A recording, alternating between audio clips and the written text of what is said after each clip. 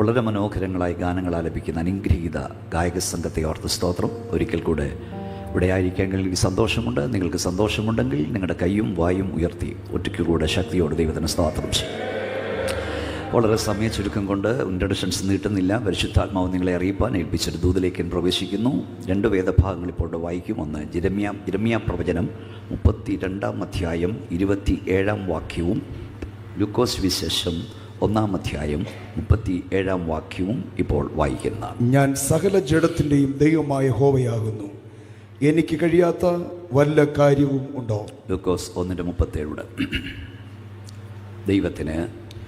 ദൈവത്തിന് ഒരു കാര്യവും അസാധ്യമല്ലല്ലോ എന്ന് ഉത്തരം പറഞ്ഞു. ഒരു നിമിഷം എടുക്കണം, കിടക്കാൻ പ്രാർത്ഥിക്കുക. ഞങ്ങളുടെ ദൈവമേ സ്വർഗ്ഗപിതാവേ, രാത്രിയുടെ നിശബ്ദതയ്ക്കായി വാഴ്ത്തുന്നു. അവിടുത്തെ അദൃശ്യ സാന്നിധ്യത്താൽ അവിടെ നിങ്ങളെ അനുഗ്രഹിച്ചിരിക്കാൻ സ്തോത്രം ചെയ്യുന്നു. വായിച്ച വേദഭാഗത്തിലൂടെ അവിടുത്തെ ആത്മാവ് ഞങ്ങളോട് സംസാരിപ്പാൻ പോകുകയാൽ സ്തോത്രം. കർത്താവേ, ഗ്രൗണ്ടിൽ വന്ന ദൈവമക്കളോട് മാത്രമല്ല, ഭവനാന്തർഭാഗത്തിരുന്ന് വഴിവക്കിൽ നിന്ന് ഒക്കെ വചനം കേൾക്കുന്നതോട് പരിശുദ്ധാത്മാവ് സംസാരിക്കണം. വിശേഷിച്ച് ലൈവായി വീടുകളിൽ ഇരുന്ന് ദൂരെ ഇരുന്ന് വചനം കേൾക്കുന്നതോട് ദൈവാത്മാവ് സംസാരിക്കണമേ. ജനം വിടുവിക്കപ്പെടുവാൻ തടസ്സം നിൽക്കുന്ന എല്ലാ അന്ധകാര ശക്തികളെയും നസ്രയനായ യേശുവിൻ്റെ അധികാരമുള്ള നാമത്തിൽ ഞങ്ങൾ ശാസിക്കുന്നു. വലിയ ദൈവശക്തി ഇവിടെ വ്യാപരിപ്പാൻ പോകുകയാൽ സ്തോത്രം. അവിടുത്തെ കരം ഞങ്ങളെ തൊട്ടിരിക്കാൻ അങ്ങ് സ്തുതിക്കുന്നു. പ്രാർത്ഥന കണ്ണാൽ നമിക്കുന്നു യേശുവിൻ്റെ നാമത്തിൽ തന്നെ. കഴിഞ്ഞ ഓണവാര ക്യാമ്പായിരുന്നു തോന്നുന്നു, PIPA ക്യാമ്പിൽ ഈ സ്റ്റേജിൽ നിൽപ്പാൻ കർത്താവ് എനിക്ക് കൃപ നൽകി. ആ മെസ്സേജ് ലക്ഷക്കണക്കിന് ദൈവമക്കൾ കണ്ടുകൊണ്ടിരിക്കുകയാണ്. ലക്ഷക്കണക്കിന്, നിങ്ങൾക്കറിയാതെ ഏതാണ്ട് ആ ഒരു മെസ്സേജിൻ്റെ തന്നെ 10ഓളം കട്ടിങ്സ് സോഷ്യൽ മീഡിയയിലൂടെ പോകുന്നുണ്ട്. ആയിരക്കണക്കിന് ദൈവമക്കൾ അവരോട് ദൈവാത്മാവ് ഇപ്പോഴും സംസാരിക്കുന്നു എന്ന് പറയുന്നുണ്ട്. അത് സന്തോഷമാണ്. കാരണം പ്രാർത്ഥിക്കുന്ന ദൈവമക്കളുടെ നടുവിൽ നിന്നുകൊണ്ടാണ് ആ ദൂതൊന്ന് ലഭിച്ചത്. ഇന്ന് രാത്രിയിലും നിങ്ങൾ പ്രാർത്ഥിച്ചാൽ ദൈവം നമ്മോട് സംസാരിക്കും. കർത്താവിനോട് സംസാരിക്കുമെന്ന് വിശ്വസിക്കുന്ന ഒരു കൈയൊന്ന് ഉയർത്തിയാട്ട്. ആ കരം ഒന്ന് അടിച്ച് ദൈവത്തെ ഒന്ന് മഹത്വപ്പെടുത്തി. എല്ലാ കരങ്ങളും അടിച്ചാട്ട് വാ തുറന്ന ശക്തിയോടെ ഹല്ലേലൂയ. ഞാൻ സകല ജഡത്തിൻ്റെയും ദൈവമായ യഹോവയാകുന്നു, എന്നാൽ കഴിയാത്ത വല്ല കാര്യവുമുണ്ടോ? ദൈവത്തിന് ഒരു കാര്യവും അസാധ്യമല്ലല്ലോ. 2 കാലഘട്ടത്തിൽ ജീവിച്ചിരുന്ന അതിപ്രശസ്തരായ 2 വ്യക്തികൾ, പ്രയാസമേറിയ അവരുടെ ജീവിതത്തെ അലട്ടിയ 2 വിഷയങ്ങളുടെ മുമ്പിൽ ചോദിച്ച ചോദ്യങ്ങൾക്ക് ദൈവം കൊടുത്ത ഒരു ഉത്തരമാണ്, ഞാൻ സകല ഇടത്തിൻ്റെയും ദൈവമായ യഹോവ, എന്നാൽ കഴിയാത്ത വല്ല കാര്യമുണ്ടോ? BC 629 ജീവിച്ചിരുന്ന യിരെമ്യാവും AD 10 ജീവിച്ചിരുന്ന മറിയയും ദൈവത്തോട് ചോദിച്ച ചോദ്യത്തിനുള്ള മറുപടിയാണ്, ഞാൻ സകല ഇടത്തിൻ്റെയും ദൈവമായ യഹോവ, എന്നാൽ കഴിയാത്ത വല്ല കാര്യമുണ്ടോ? നമ്മുടെ ദൈവം കാലാതീതനായ ദൈവമാണ്. അവന് BCയും ADയും പ്രശ്നമല്ല. നമ്മുടെ ദൈവത്തെ കൊണ്ട് കഴിയുമോ എന്ന് ഒന്നിനെക്കുറിച്ചും ചോദിക്കരുത്. ദൈവത്തിന് ഹിതമാണോ എന്ന് ചോദിക്കുക. ദൈവത്തെ കൊണ്ട് കഴിയാത്ത ഒരു കാര്യവുമില്ല. എൻ്റെ പ്രഭാഷണത്തിൻ്റെ ആരംഭത്തിൽ ഗ്രൗണ്ടിൽ വന്ന ദൈവമക്കളോട് ഞാൻ പറയാം, നീ പ്രാർത്ഥിച്ചു കൊണ്ടിരിക്കുന്ന വിഷയത്തിന്മേൽ 1000 പ്രാവശ്യം ദുഷ്ടപിശാച് അസാധ്യം അസാധ്യം അസാധ്യമെന്നെഴുതുമ്പോൾ ഇന്ന് രാത്രി യേശുവിൻ്റെ അധികാരമുള്ള നാമത്തിൽ അതിൻ്റെ അടിയിൽ ഒരു വട്ടം നീ എഴുത്, എൻ്റെ ദൈവത്താൽ ഇത് സാധ്യമാണ്. ശക്തിയോടെ ദൈവത്തെ ആരാധിച്ചു തുടങ്ങിയാട്ട് എല്ലാ അധരങ്ങളും ചലിക്കട്ടെ. കരങ്ങളടിച്ച് അന്യഭാഷ ദൈവത്തെ സ്തുതിച്ചുകൊണ്ട് പറ, നീ ഭാരപ്പെടുന്ന വിഷയത്തിന്മേൽ ഈ രാത്രി യേശുവിൻ്റെ നാമത്തിൽ പറ, എൻ്റെ ദൈവത്താൽ ഇത് സാധ്യമാണെന്ന് പറ. എല്ലാവരും ദൈവത്തെ സ്തുതിച്ചേ. മക്കളെ, മൗനമായിരിക്കരുത്. യേശുവിൻ്റെ നാമത്തിൽ പറ, എൻ്റെ ദൈവത്താൽ സാധ്യം, എൻ്റെ ദൈവത്താൽ സാധ്യം. ഇതിൻ്റെ പശ്ചാത്തലം യിരെമ്യാപുരം 32 അധ്യായത്തിൻ്റെ പശ്ചാത്തലം, ദൈവത്തിൻ്റെ അഭിഷക്തനായ യിരെമ്യാവ് ഇസ്രായേൽ ജനത്തോടും രാജാവിനോടും ഇസ്രായേൽ പ്രവാസത്തിലേക്ക് പോകാൻ പോകുന്നു എന്ന് പ്രവചിച്ചു, മുന്നറിയിപ്പ് കൊടുത്തു. ആ പ്രവചിച്ച പ്രവാചകനെ രാജാവ് പിടിച്ച് കുണ്ടറയിലിട്ടു, ജയിലിലിട്ടു. നമ്മുടെ ഭാഷയിൽ പറഞ്ഞാൽ കാവൽപ്പുരമറ്റത്തെ അടച്ചു. പക്ഷേ അടുത്ത ദൂത് ജയിലിൽ വെച്ച് കിട്ടി. 6-ാം വാക്യം, എല്ലാം വായിക്കാൻ നേരമില്ല. 6-ാം വാക്യം വായിച്ചാട്ടെ. യിരെമ്യാവ് പറഞ്ഞത്, യഹോവയുടെ അരുളപ്പാട് എനിക്കുണ്ടായത് എന്തെന്നാൽ, നിന്റെ ഇളയപ്പനായ ശല്ലൂമിന്റെ മകൻ ഹനമയേൽ നിന്റെ അടുക്കൽ വന്നു, അനാഥോത്തിലെ എന്റെ നിലം മേടിച്ചു കൊള്ളുക, അത് മേടിപ്പാൻ തക്കവണ്ണം വീണ്ടെടുപ്പിന്റെ അവകാശം നിനക്കുള്ളതല്ലോ എന്ന് പറയും. യഹോവ അരുളി ചെയ്തതുപോലെ എന്റെ ഇളയപ്പന്റെ മകൻ ഹനമയേൽ കാവൽപുരമുറ്റത്ത് എന്റെ അടുക്കൽ വന്നു. ബെന്യാമീൻ ദേശത്ത് അനാഥോത്തിലെ എന്റെ നിലം മേടിക്കണമേ, അവകാശം നിനക്കുള്ളതല്ലോ, വീണ്ടെടുപ്പും നിനക്കുള്ളത്, നീ അത് മേടിച്ചു കൊള്ളണമെന്ന് എന്നോട് പറഞ്ഞു. അത് യഹോവയുടെ അരുളപ്പാട് എന്ന് ഞാൻ ഗ്രഹിച്ചു. അങ്ങനെ ഞാൻ ഇളയപ്പന്റെ മകൻ ഹനമേലിനോട് അനാഥോത്തിലും നിലം മേടിച്ച് വില 17 ശേക്കൽ വെള്ളി തൂക്കി കൊടുത്തു. ആധാരം എഴുതി മുദ്രയിട്ടു സാക്ഷികളെ കൊണ്ടു. ആധാരമെടുത്തും മുദ്രവെപ്പും സാക്ഷികളെ വെപ്പും ഇന്ന് തുടങ്ങിയല്ല, അന്നേ തുടങ്ങിയതാണ്. ഇന്ന് രാത്രി ഞാൻ ഈ ദേശത്തിലെ അന്ധകാര ശക്തികൾ കേൾക്കെ വിളിച്ചു പറയാം, ദൂതറിയിച്ച പ്രവാചകനെ നിനക്ക് ബന്ധിക്കാൻ കഴിയും, ദൂതിനെ ബന്ധിപ്പാൻ കഴിയില്ല. പ്രസംഗികനെ നിനക്ക് ബന്ധിക്കാം, പ്രസംഗത്തെ ബന്ധിപ്പാൻ കഴിയില്ല. ഈ രാത്രി ഗ്രൗണ്ടിൽ ദൈവത്തെ ആരാധിക്കും ദൈവവേദലേ, നിന്നോട് ദൂതറിയിച്ച ദൈവത്തിൻ്റെ അഭിഷക്തൻ കടന്നുപോയാലും പറഞ്ഞത് ദൈവമാകിയാൽ അത് സംഭവിച്ചിരിക്കും. ഒന്നുകൂടെ ഞാൻ പറയാം, നീ ഒന്ന് കാണുന്നതെല്ലാം അസാധ്യമാണെങ്കിലും, ഒരു സാധ്യതയും നിന്റെ മുമ്പിലില്ലെങ്കിലും, സകലവും അസാധ്യമാണെങ്കിലും പറഞ്ഞത് ദൈവമാകിയാൽ അത് സംഭവിക്കുന്നു. വിശ്വസിക്കും ദൈവമക്കൾ, ശക്തിയോടെ ദൈവത്തിന് സ്തോത്രം പറയാം. ഒരു സാധ്യതയും നീ കാണുന്നില്ലെങ്കിലും, മുഴുവൻ അസാധ്യമാണെങ്കിലും പറഞ്ഞത് ദൈവമാണെങ്കിൽ അത് സംഭവിച്ചിരിക്കും. യിരെമ്യാവിനെ കാവൽപ്പുരമിട്ട് തടച്ചു, പക്ഷേ ദൂത് നിവർത്തിക്കാതിരുന്നില്ല. യിരെമ്യാവിൻ്റെ ഒരു പ്രത്യേകത, 3 കാലഘട്ടത്തിൽ പ്രവചിപ്പാൻ യിരെമ്യാവിന് കഴിഞ്ഞു. ഒന്ന്, പ്രവാസത്തിലേക്ക് പോകും മുമ്പ് യിരെമ്യാവ് പ്രവചിച്ചു, പ്രവാസത്തിലേക്ക് പോകാൻ പോകുന്നു. 2, പ്രവാസത്തിൽ ആയപ്പോഴും യിരെമ്യാവ് പ്രവചിച്ചു. 3, പ്രവാസത്തിൽ നിന്നും മടങ്ങി വന്നപ്പോഴും യിരെമ്യാവ് പ്രവചിച്ചു. 3 കാലഘട്ടങ്ങളിൽ പ്രവചിപ്പാൻ ദൈവം തൻ്റെ ദാസന് കൃപ നൽകി. അതായത് എല്ലാം പ്രാർത്ഥിച്ചുകൊണ്ടിരിക്കണം, ശ്രദ്ധിച്ചിരിക്കണം. അവൻ്റെ വാ കൊണ്ട് പറഞ്ഞത് അവൻ്റെ കണ്ണുകൊണ്ട് കാണുവാൻ ദൈവന് കൃപ നൽകി. ഇവിടെ ഒരു പ്രസംഗം കേൾക്കാനല്ല ഇന്ന് രാത്രി നീ ഇരിക്കേണ്ടത്, ദൈവത്തിൻ്റെ വിടുതൽ അനുഭവിപ്പാൻ ഇന്ന് രാത്രി ഇരിക്കണം.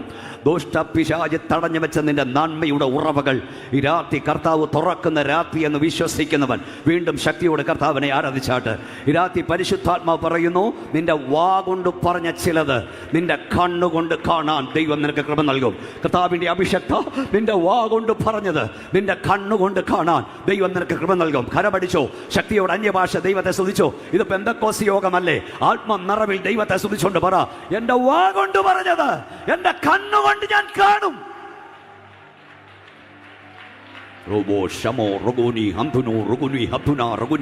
ശക്തിയോടെ വാതുറന്ന് ദൈവത്തെ സ്തുതിച്ചോ മക്കളെ. യേശുവിന്റെ നാമത്തിൽ അമ്പി, നിന്റെ കണ്ണുകൊണ്ട് നീ വാ കൊണ്ട് പറഞ്ഞത്, പ്രിയ പിതാവേ നീ വാ കൊണ്ട് പറഞ്ഞത്, പ്രിയ മോളെ നീ വാ കൊണ്ട് പറഞ്ഞത് നിന്റെ കണ്ണുകൊണ്ട് നീ കാണും.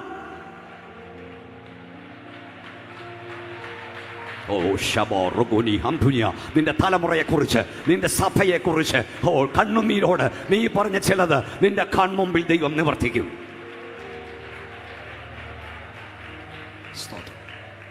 സ്തോത്രം. ഞാൻ TV പ്രഭാഷണം നടത്തുന്ന കാലഘട്ടത്തിൽ ഒത്തിരി ആളുകൾ വിളിക്കാറുണ്ടായിരുന്നു. ഒരു ഹൈന്ദവ ബാക്ക്ഗ്രൗണ്ടിൽ നിന്നൊരു സിസ്റ്റർ കൂടെ എന്നെ വിളിക്കും. അവിടെ ഭർത്താവ് മദ്യപാനിയാണ്. മാനസാന്തരപ്പെടാൻ വേണ്ടി പ്രാർത്ഥിക്കാൻ പറഞ്ഞു. ഒത്തിരി വട്ടം പ്രാർത്ഥിച്ചു, ഒത്തിരി തവണയായി. ഒരു ദിവസം അവൾ നിരാശയോടെ എന്നെ വിളിച്ചിട്ട് ചോദിച്ചു, പാസ്റ്റർ ദൈവം എനിക്ക് വേണ്ടി പ്രവർത്തിക്കില്ലേ? ഞാൻ പറഞ്ഞു, ദൈവം നിനക്ക് വേണ്ടി പ്രവർത്തിക്കും. ഉടനെ അവൾ എന്നോട് ചോദിക്കുകയാണ്, ഇനി എന്നാണ് ദൈവം പ്രവർത്തിക്കുന്നത്? എൻ്റെ കണ്ണടഞ്ഞ ശേഷമാണോ, ഞാൻ ചത്തു കഴിഞ്ഞാണോ ദൈവം പ്രവർത്തിക്കുന്നത്? നിരാശ കൊണ്ടാ. പക്ഷേ പെട്ടെന്ന് ദൈവത്തിൻ്റെ ആത്മാവിൻ്റെ മേൽ വന്നു. പരിശുദ്ധാത്മാവിനോട് പറഞ്ഞു, അവളോട് പറ, ഞാനൊരു വാക്ക് പറഞ്ഞിട്ടുണ്ടെങ്കിൽ അതിൻ്റെ നിവർത്തി കാണാതെ നിന്റെ കണ്ണടയാൻ ഞാൻ സമ്മതിക്കത്തില്ല. കരയുന്ന പിതാവേ, പ്രാർത്ഥിക്കുന്ന മാതാവേ, വിടുവിൽ നിൽക്കുന്ന ദൈവത്തിന്റെ അഭിഷക്ത പരിശുദ്ധാത്മാവ്, ഞാൻ പറയാം, ദൈവമാണ് നിന്നോട് വാക്ക് പറഞ്ഞതെങ്കിൽ അതിന്റെ നിവർത്തി കാണാതെ നിന്റെ കണ്ണടയാൻ അവൻ സമ്മതിക്കില്ല. ശക്തിയോടെ കരമടിച്ച് അന്യഭാഷ ദൈവത്തെ സ്തുതിക്ക്. വിശ്വാസത്തോടെ സ്തോത്രം പറഞ്ഞു. അനവധി ചോദ്യചിഹ്നങ്ങളുടെ നടുവിലാണ് നീ ഇരിക്കുന്നതെങ്കിലും യേശുവിന്റെ നാമത്തിൽ പറ, എന്റെ വാ കൊണ്ട് പറഞ്ഞത് എന്റെ കണ്ണുകൊണ്ട് ഞാൻ കാണും.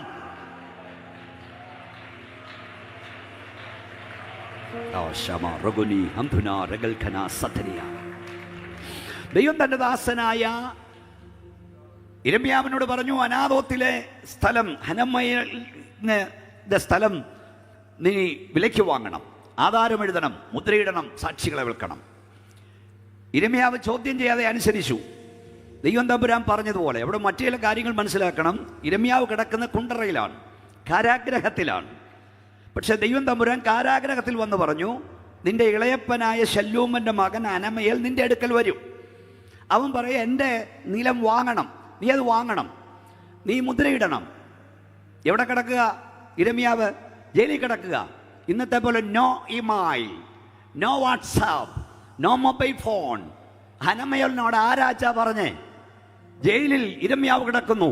ദൈവം തമ്പുരാന്റെ അരുളപ്പാട് യെരമ്യാവിനുണ്ടായി, നിന്റെ ഇളയപ്പൻ്റെ മകൻ വരും. ഇന്ന് രാത്രി ഞാൻ നിന്നോട് പറയാം, നിന്നോട് പറഞ്ഞ ദൈവം ഹനമയേലിനോടും പറയും. നിന്നോട് കൽപ്പിച്ച ദൈവം, ഏലിയാവേ, നിന്നോട് കൽപ്പിച്ച ദൈവം കാക്കയോട് കൽപ്പിക്കും. നിന്നോട് കൽപ്പിക്കുന്ന ദൈവം, ഹല്ലേലൂയ, ദൂതനോട് കൽപ്പിക്കും.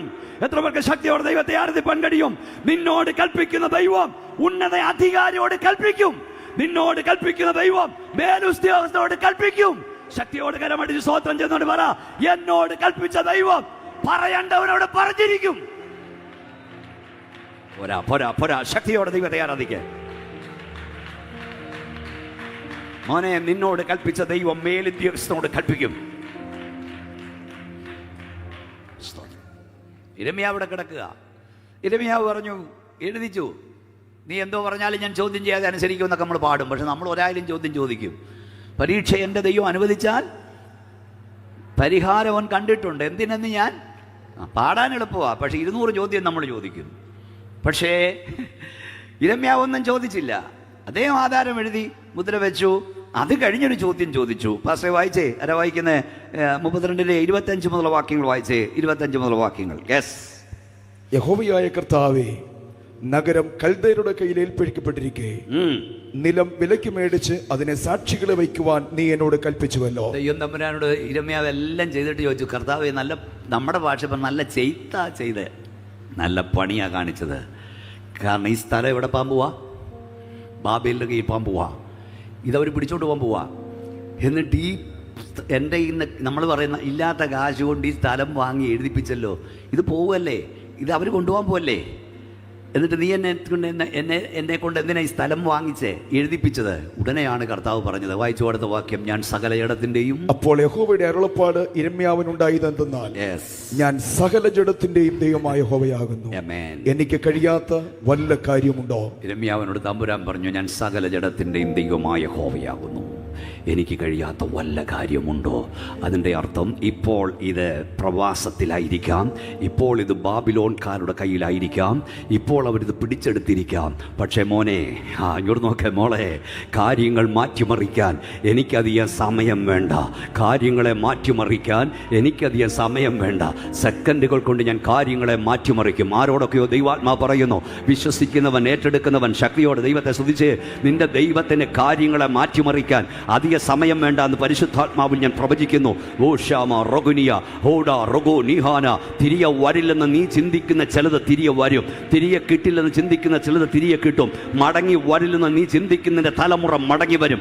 കർത്താവിനെ പ്രസംഗിക്കില്ലെന്ന് നീ ചിന്തിക്കുന്ന നിന്റെ സന്താനം യേശുവിനെ പ്രസംഗിക്കും. ഒരിക്കലും സംഭവിക്കില്ലെന്ന് നീ ചിന്തിക്കുന്ന ചിലത് ദൈവം നിനക്ക് വേണ്ടി സംഭവിപ്പിക്കും. ശക്തിയോടെ കരങ്ങൾ അടിച്ച് സ്തോത്രം പറഞ്ഞുകൊണ്ട് പറ, അത് സംഭവിക്കുമെന്ന് പറ, അത് സംഭവിക്കുമെന്ന് പറ, അത് സംഭവിക്കുമെന്ന് പറ. ഒന്നുകൂടെ ഞാൻ പറയാ, ദൈവം നിന്നോട് കാര്യം പറഞ്ഞെങ്കിൽ, സാഹചര്യങ്ങളൊന്നും അനുകൂലമല്ലെങ്കിലും പറഞ്ഞത് സർവശക്തനാകിയാൽ അത് സംഭവിച്ചിരിക്കും.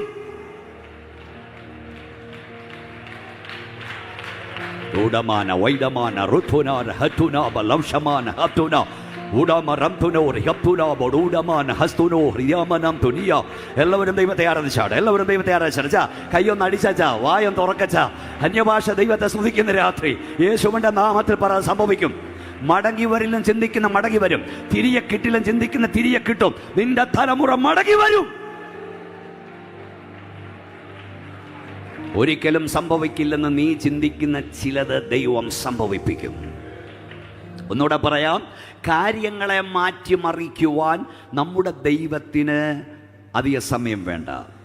അവൻ വാഴുന്നു. കൈ ഉയർത്തി പറ, അവൻ വാഴുന്നു. സെക്കൻഡുകൾ കൊണ്ട് ദൈവം കാര്യങ്ങളെ മാറ്റിമറിക്കും. നിങ്ങൾ നോക്കൂ, കഴിഞ്ഞ സെക്കൻഡ് വരെ സിംഹാസനത്തിൽ നിന്ന ഫറവോൻ അടുത്ത സെക്കൻഡിൽ ഹല്ലേലൂയ വെള്ളം കുടിക്കുക. എവിടെ കിടന്ന്? ചെങ്കടലിൽ കിടന്ന് വെള്ളം കുടിക്കുകയാണ്. കഴിഞ്ഞ സെക്കൻഡ് വരെ സിംഹാസനത്തിൽ നിന്ന നെബൂഖദ്നേസർ അടുത്ത സെക്കൻഡിൽ കാളയെപ്പോലെ പുല്ല് തിന്നുകയാണ്. കാര്യങ്ങൾ മാറ്റിമറിക്കാൻ ദൈവത്തിന് അധികം സമയം വേണ്ട. അതുകൊണ്ട് ആരും അഹങ്കരിക്കരുത്, ആരും നിഗളിക്കരുത്, ഒന്ന് കണ്ടുകൊണ്ട് നീ പ്രശംസിക്കരുത്. ഒറ്റ സെക്കൻഡ് കൊണ്ട് കാര്യങ്ങളെ മാറ്റിമറിക്കാൻ കഴിവുള്ള ദൈവം ജീവിക്കുന്നു. ഓടോ റുഗോനിയ ഹംതുനാര മഷയ.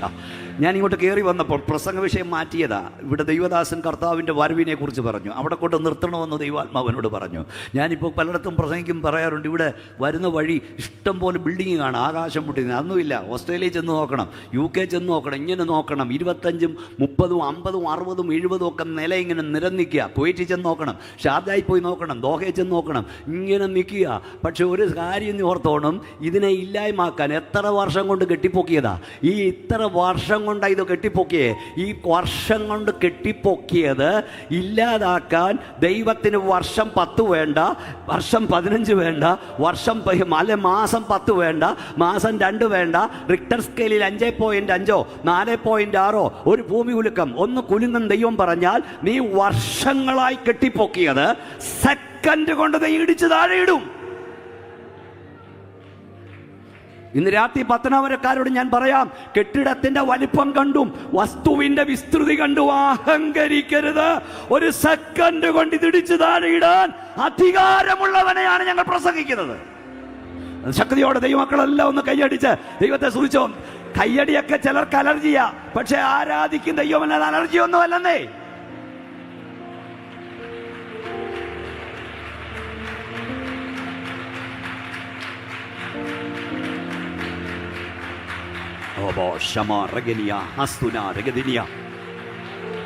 സെക്കൻഡുകൾ മതി ദൈവത്തിന്റെ കാര്യം അറിയാൻ. നിങ്ങൾ ചിന്തിച്ചു നോക്കിയേ, കഴിഞ്ഞ നിമിഷം വരെ, കഴിഞ്ഞ രാത്രി വരെ കുണ്ടറയിൽ കിടന്നവനെ അടുത്ത ദിവസവും പ്രധാനമന്ത്രി കസേരയിലെത്തി യോസഫിനെ. സ്തോത്രം. നിങ്ങൾ ബെൽഷസ്സറിനെ നോക്കുക. ബെൽഷസ്സർ തൻ്റെ കൊട്ടാരത്തിൽ അവൻ്റെ വിരുന്നുവാഴികൾക്കും വെപ്പാട്ടികൾക്കും എല്ലാം വിരുന്ന് കഴിക്കുന്നു. അവൻ യെരൂശലേം ദൈവാലയത്തിൽ കൊണ്ടുവന്ന അവിടുത്തെ പാത്രം പോരാഞ്ഞിട്ട് യെരൂശലേം ദൈവാലയത്തിലെ പാത്രം കൊണ്ടുവന്ന് അതിലും വീഞ്ഞു കുടിച്ച് എഴുതുകയാണ്. അവിടെ ടൈറ്റ് സെക്യൂരിറ്റി ഉണ്ട്. നമ്മുടെ ഭാഷയിൽ പറഞ്ഞാൽ ഒരു ഈച്ചയ്ക്ക് പോലും കടന്നു വരാൻ കഴിയില്ല, അത്ര ടൈറ്റ് സെക്യൂരിറ്റിയാണ്. ബാബിലോൺ സാമ്രാജ്യത്തിൻ്റെ ചുറ്റുമതിലിനെ കുറിച്ച് പറഞ്ഞത് 6 കുതിര രഥങ്ങൾക്ക് പോകാൻ തക്ക വീതിയിലാണ് അത് ഉണ്ടാക്കിയിരുന്നത്. ഒരൊറ്റ ഈച്ച പോലും അകത്ത് കിടന്നില്ല, അത്ര സെക്യൂരിറ്റിയുള്ള ബെൽഷസ്സർ അവൻ്റെ ബാബിലോൺ സാമ്രാജ്യത്തിൻ്റെ ഉള്ളിൽ വലിയ ദർബാർ ഹാളിൽ അവൻ്റെ വെപ്പാട്ടികൾ ഉൾപ്പെടെ അവൻ്റെ ശിങ്കിടികൾ ഉൾപ്പെടെ എല്ലാവരും കൂടെ വിരുന്ന് കഴിച്ചുകൊണ്ടിരിക്കുമ്പോൾ എല്ലാവരും അവനെ പാടിക്കൊണ്ടിരുന്നു, രാജാവേ നീ കുറവില്ലാത്തവൻ, രാജാവേ നീ കുറവില്ലാത്തവൻ, രാജാവേ നീ കുറവില്ലാത്തവൻ. ഇവരെല്ലാം കുറവില്ലാത്തവൻ കുറവില്ലാത്തവൻ പാടിക്കൊണ്ടിരിക്കുമ്പോൾ ഈച്ചയ്ക്ക് പോലും കടന്നു ചെല്ലുവാൻ കഴിയാത്ത ടൈറ്റ് സെക്യൂരിറ്റിയുള്ള ആ ദർബാർ ഹാളിലേക്ക് തെറ്റുപറ്റാത്തൊരു ത്രാസുമായി ഒരു കരം കടന്നു വന്നു. ഓ ശമറിയ. സെക്കൻഡുകൾക്കുള്ളിൽ ഈ മിടുക്കനെ ആ കരം തൂക്കി ആ ത്രാസിലേക്ക് ഇറങ്ങി. ആ ത്രാസ് അവനെ സെക്കൻഡുകൾക്കുള്ളിൽ തൂക്കി. റിസൾട്ട് ഫിത്തിയിൽ എഴുതി, മെനെ മെനെ തെക്കൽ ഓവർസീൻ, ഞാൻ നിന്നെ തൂക്കി നോക്കി കുറവുള്ളവനായി കണ്ടിരിക്കുന്നു. ഈ രാത്രി നിന്റെ രാജ്യത്വത്തിന് ഞാൻ അന്ത്യം വരുത്തും. ഈ രാത്രി ഞാൻ നിന്നെ കൊണ്ടുപോകും. ഇവിടെ ഈ രാത്രി ഞാൻ നിന്നെ ഇല്ലാതെയാക്കും. മേത്യർക്കും പാർസിക്കും ഞാൻ ഇന്ന് രാത്രി കൊടുക്കും. അവിടെ എഴുതിയിരിക്കുന്നത് അന്ന് രാത്രിയിൽ അത് നിവർത്തിക്കപ്പെട്ടു. ഈ രാത്രി ഞാൻ ഓടുകാരിലൂടെ പറയാം, ആത്മീയ ലോകത്തിലെ ബെൽഷസ്സർമാരും ആത്മീയ ലോകത്തിലെ നെബൂഖദ്നേസർമാരും ഓർത്തുകൊള്ളണം, അഹങ്കരിക്കരുത്. അങ്ങോട്ട് വിടുന്ന ശ്വാസം ഇങ്ങോട്ടെടുക്കാൻ കഴിഞ്ഞില്ലെങ്കിൽ നീ ഇവിടെ പിടമായി തിരഞ്ഞു വീഴും. നീ എത്ര വലിയ സിംഹാസനത്തിലിരുന്നാലും ഒറ്റ സെക്കൻഡ് കൊണ്ട് നിന്നെ വലിച്ചെറിയുവാൻ അധികാരമുള്ള ഒരുവൻ സ്വർഗത്തിലുണ്ട്. ശക്തിയോടെ കരങ്ങൾ അടിച്ച് ദൈവത്തെ സ്തുതിച്ചേ. എനിക്ക് മനസ്സിലാകുന്നില്ല, എന്ത് കണ്ടോണ്ടായി അഹങ്കരിക്കുന്നതെന്ന്. എന്ത് കണ്ടോണ്ടാ? ഈ കർത്തദാസന്മാരൊക്കെ ഒത്തിരി ഡെഡ് ബോഡികൾ കയറ്റി അയക്കുന്നവരാ. ഞാൻ അവിടെ ചെന്നപ്പോഴും ദേവദാസന്റെ ഫ്യൂണറിൽ പോയിക്കാ. നിങ്ങൾ വായിക്കുന്നില്ലേ? സോഷ്യൽ മീഡിയ തുറക്കാൻ പേടിയാന്നേ. 38കാരൻ, 42കാരി, 53കാരൻ ഒക്കെ വരിക. എവിടുന്നാ? കാനഡയിൽ നിന്ന്, ഓസ്ട്രേലിയയിൽ നിന്ന് ഡെഡ് ബോഡി വരിക. ഓസ്ട്രേലിയയിൽ നിന്ന്, UK നിന്ന്. അവിടുന്ന് മാത്രം ഇവിടെയുണ്ട്. 13കാരൻ കുഴഞ്ഞു വീണ് മരിച്ചെന്ന്, 12കാരൻ കുഴഞ്ഞു വീണ് മരിച്ചെന്ന്, 7 വയസ്സുകാരൻ കുഴഞ്ഞു വീണ് മരിച്ചെന്ന്. ബസ് ഓടിക്കൊണ്ടിരിക്കുമ്പോൾ ഡ്രൈവർ കുഴഞ്ഞു വീണ് മരിക്കുന്നു. ടിക്കറ്റ് എഴുതിക്കൊണ്ടിരിക്കുമ്പോൾ കണ്ടക്ടർ കുഴഞ്ഞു വീണ് മരിക്കുന്നു. ക്ലാസ് എടുത്തുകൊണ്ടിരിക്കുമ്പോൾ അധ്യാപകൻ കുഴഞ്ഞു വീണ് മരിക്കുന്നു. നീ എന്ത് കണ്ടോണ്ടായി അഹങ്കരിക്കുന്നത്? അല്ല, എനിക്ക് മനസ്സിലാകുന്നില്ല. മട്ടവും പരുവവും പോക്കും എല്ലാം കൂടെ കണ്ടാൽ ഉടനെയെങ്ങും പോകത്തുമില്ല. ഇതെല്ലാം കൂടെ കൊണ്ടുപോകുന്ന മട്ടവാ. അഹങ്കരിക്കരുതൊന്നുകൂടെ ഞാൻ പറയാ. നിനക്ക് ഇഷ്ടപ്പെടുന്നൊന്നും എൻ്റെ കാര്യമൊന്നുമല്ല. ഒരിക്കൽ കൂടെ ഞാൻ പറയാം, സെക്കൻഡ് കൊണ്ട് നീ ആയിരിക്കുന്ന സ്ഥാനത്ത് നിന്ന് നിന്നെ വലിച്ചെറിയുവാൻ അധികാരമുള്ള ഒരുവനുണ്ട്. മഹത്വവന് കൊടുത്തോണം, മഹത്വവന് കൊടുത്തോണം. സ്തോത്രം. നമ്മുടെ ദൈവത്തെ കൊണ്ട് അസാധ്യമായതൊന്നുമില്ല. വിശ്വസിക്കുന്നവർ കൈ ഉയർത്തി സ്തോത്രം പറ. നിങ്ങളോട് ദൈവാത്മാവ് ഇന്ന് രാത്രി സംസാരിക്കട്ടെ. ദൈവത്തെ കൊണ്ട് അസാധ്യമായതൊന്നുമില്ല. ഈ ഉൽപ്പത്തി പുസ്തകം മുതൽ വെളിപ്പാട് പുസ്തകം വരെ അസാധ്യങ്ങളെ സാധ്യമാക്കുന്ന ദൈവത്തെയാണ് പറയുന്നത്. കുഞ്ഞെ, അസാധ്യങ്ങളെ സാധ്യമാക്കുന്നൊരു ദൈവമുണ്ട്. ഒന്നാമത്തെ കാര്യം ഇസ്രായേലിൻ്റെ മടങ്ങിവരവാണ് എന്ന് പറഞ്ഞാൽ സംഭവിക്കില്ലെന്ന് ലോകം ചിന്തിക്കുന്ന ദൈവം സംഭവിപ്പിക്കും. 126 സങ്കീർത്തനം 1-ാം വാക്യം വായിച്ചാൽ, യഹോവ സീയോന്റെ പ്രവാസികളെ മടക്കി വരുത്തിയപ്പോൾ ഞങ്ങൾ സ്വപ്നം കാണുന്നവരെ പോലെയായിരുന്നു. അടുത്ത വായിച്ചോ. അന്ന് ഞങ്ങളുടെ വായിൽ ചിരിയും ഞങ്ങളുടെ നാവിന്മേൽ ആർപ്പും നിറഞ്ഞിരുന്നു. യഹോവ അവരിൽ വൻകാര്യങ്ങളെ ചെയ്തിരിക്കുന്നു എന്ന് ജാതികളുടെ ഇടയിൽ. യഹോവ സീയോന്റെ പ്രവാസികളെ മടക്കി വരുത്തിയപ്പോൾ ഞങ്ങൾ സ്വപ്നം കാണുന്നവരെ പോലായിരുന്നു. അതെന്താ കാരണം? യഹോവ സീയോന്റെ പ്രവാസികളെ മടക്കി വരുത്തിയപ്പോൾ ഞങ്ങൾ സ്വപ്നം കാണുന്നവരെ പോലെ ആകാൻ കാര്യം എന്താ? പ്രവാസത്തിലേക്ക് പോയി ഇസ്രായേൽ ജനം മടങ്ങി വരില്ലെന്ന് ഇസ്രായേൽ ചിന്തിച്ചു. പ്രവാസത്തിലേക്ക് പോയി ഇസ്രായേൽ ജനം മടങ്ങി വരില്ലെന്ന് അവരെ പ്രവാസികളാക്കിയവർ ചിന്തിച്ചു. പ്രവാസികളായിലേക്ക് പോയി ഇസ്രായേൽ ജനം മടങ്ങി വരില്ലെന്ന് അവരുടെ അയൽക്കാർ ചിന്തിച്ചു. സംഭവിക്കില്ലെന്ന് അവർ ചിന്തിച്ചത്, അവരുടെ അയൽക്കാർ ചിന്തിച്ചത് ദൈവം അവർക്ക് വേണ്ടി സംഭവിപ്പിച്ചു. ഓരോന്നിലും നിനക്കുള്ള ദൂതുണ്ട്. ഇന്ന് രാത്രി ഒന്നുകൂടെ ഞാൻ പറയാം, നിന്നെ നോക്കി, നിന്റെ തലമുറയെ നോക്കി സംഭവിക്കത്തില്ലെന്ന് നാട്ടുകാർ പറയുന്നത്, അയൽക്കാർ പറയുന്നത്, നിന്റെ കൂടെ ആരാധിക്കുന്നവൻ പറയുന്നത് ദൈവം നിനക്ക് വേണ്ടി സംഭവിപ്പിക്കും. പോരാ, ശക്തിയോടെ ദൈവത്തെ സ്തുതിച്ചോ, കരങ്ങൾ അടിച്ച് ദൈവത്തെ മഹത്വപ്പെടുത്തിക്കോ, ആരാധിച്ചോ.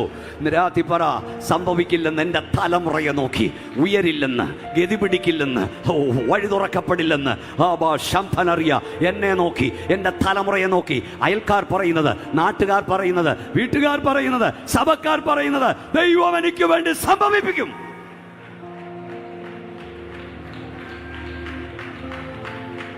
നൂറ്റി 37 സങ്കീർത്തനം പ്രവാസത്തിൽ ഇരിക്കുന്ന ഇസ്രായേൽ ജനത്തിന്റെ പാട്ടാണ്.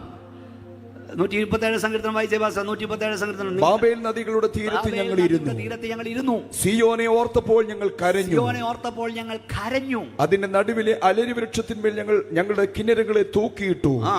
ഞങ്ങളെ ബദ്ധരാക്കി കൊണ്ടുപോയവർ സിയോൻ ഗീതങ്ങളിൽ ഒന്ന് ചൊല്ലുവീൻ എന്ന് പറഞ്ഞ ഗീതങ്ങളെയും ഞങ്ങളെ പീഡിപ്പിച്ചവർ സന്തോഷത്തെയും ഞങ്ങളോട് ചോദിച്ചു. ഞങ്ങളെ യഹോവയുടെ ഗീതം അന്യദേശത്ത് പാടുന്നത് എങ്ങനെ? ബാബേൽ നദീതീരത്തിരുന്നപ്പോൾ ഒരു പാട്ട് പാടാൻ പറഞ്ഞപ്പോൾ അവർ പറഞ്ഞു, ഞങ്ങൾ അങ്ങനെ ഇവിടെ പാടുന്നത് ഞങ്ങൾക്ക് പാടാൻ വയ്യ. അവരുടെ പ്രവാസത്തിലെ അവസ്ഥയാണ് 137 സങ്കീർത്തനം. 120 നമ്മൾ വായിച്ച 26 മടങ്ങി വന്ന ഇസ്രായേൽ പാടുകയാണ്. ഇവിടെ മറ്റൊരു ദൂതുള്ളത്, ഈ നദിയുടെ പേര് തന്നെയാണ് ബാബേ നദി, ഖേബാർ നദി, ഊലായി നദി. ഈ എഗസ്കേപ്പിന് 1:1, ദാനിയേൽ 1:1 അവിടെ ഇരുന്നാണ് എഗസ്കേൽ ദർശനം കാണുന്നത്, ദാനിയേൽ ദർശനം കാണുന്നത്. പ്രവാസത്ത് പോയവനൊരു പാട്ട് പാടാൻ പറഞ്ഞപ്പം ഞങ്ങൾക്ക് വയ്യ എന്ന് പറഞ്ഞപ്പം അതേ നദീതീരത്തിരുന്ന് ഒരു അഭക്തൻ ദർശനം കാണുകയാണ്. ഒരു അഭിഷക്തൻ ഏത് കാലഘട്ടത്തിലും തൻ്റെ ജനത്തോട് പറയാൻ ദൂതുണ്ട്. ഏത് പ്രതിസന്ധിയുടെ നടുവിലും നിന്നോട് സംസാരിക്കുന്നൊരു ദൈവമുണ്ട്. നിന്നിലൂടെ ജനത്തോട് സംസാരിക്കുന്നൊരു ദൈവമുണ്ട്. ശക്തിയോടെ കരമാട്ടി സ്തോത്രം പറഞ്ഞേ. അപ്പൊ പ്രവാസത്തിൽ ഇരുന്നവരുടെ പാട്ടാ അത്. മടങ്ങി വന്ന ഇസ്രായേലിൻ്റെ പാട്ടാണ് 124. എന്താ എഴുതിയിരിക്കുന്നത്? യഹോവ പ്രവാസികളെ മടക്കി വരുത്തിയപ്പോൾ ഞങ്ങൾ സ്വപ്നം കാണുന്നവരെ പോലെയായിരുന്നു. അതൊരു പാട്ട് എനിക്കിഷ്ടമാണ്. ഞാൻ പല വേദി പറയും. കണ്ണുനീരിൽ വിതയ്ക്കുന്നവർ പറഞ്ഞാട്ട് ദൈവമക്കളെ ആർപ്പോട് കൊയ്യും. വിത്ത് ചുവന്ന് കരഞ്ഞുകൊണ്ട് നടക്കുന്നു, കറ്റ ചുമന്ന് ആർപ്പും കൊണ്ട് വരുന്നു. ഒന്നുകൂടെ ഞാൻ പറയും, ഇന്നലത്തെ നിൻ്റെ കണ്ണുനീരാ ഇന്നത്തെ നിൻ്റെ ആർപ്പ്. ഒന്നുകൂടെ പറയാം, ഇന്നലത്തെ നിൻ്റെ കണ്ണുനീരാ ഇന്നത്തെ നിൻ്റെ ആർപ്പ്. ഇന്ന് നിനക്ക് കണ്ണുനീരുണ്ടെങ്കിൽ നാളെ ഒരാർപ്പ് വരുന്നുണ്ട്. ശക്തിയോട് ദൈവത്തെ മഹത്വപ്പെടുത്ത്. ഇന്നലെ നിൻ്റെ അപ്പൻ കരഞ്ഞതിൻ്റെ ഫലമാ, ഇന്നലെ നിൻ്റെ അമ്മ കരഞ്ഞതിൻ്റെ ഫലമാ ഇന്ന് നീ അനുഭവിക്കുന്ന ഈ ആർപ്പ്. ശക്തിയോടെ കരങ്ങളെ അടിച്ച് ദൈവത്തെ ഒന്ന് മഹത്വപ്പെടുത്തിക്കും. എനിക്ക് വ്യക്തിപരിച്ചൊന്നും ഇഷ്ടമല്ല. നിങ്ങൾക്കറിയാം, ഞാൻ എൻ്റെ പ്രസംഗ ശൈലിയൊക്കെ. ഞാൻ ഈ ദൈവദാസന്മാരെ കാണും. ഞാൻ പാസ്റ്റർ സാം ജോർജ് ഇവിടെ കാണുമെന്ന് വിചാരിച്ചാൽ വന്ന്. ഞാൻ അമേരിക്കയിൽ കോൺഫറൻസ് പ്രസംഗിക്കുമ്പോൾ അദ്ദേഹത്തിൻ്റെ വീട്ടിൽ താമസിച്ചു. അദ്ദേഹത്തിൻ്റെ പിതാവുമായിട്ട് എനിക്ക് കൃപയാൽ അടുപ്പമുണ്ടായിരുന്നു.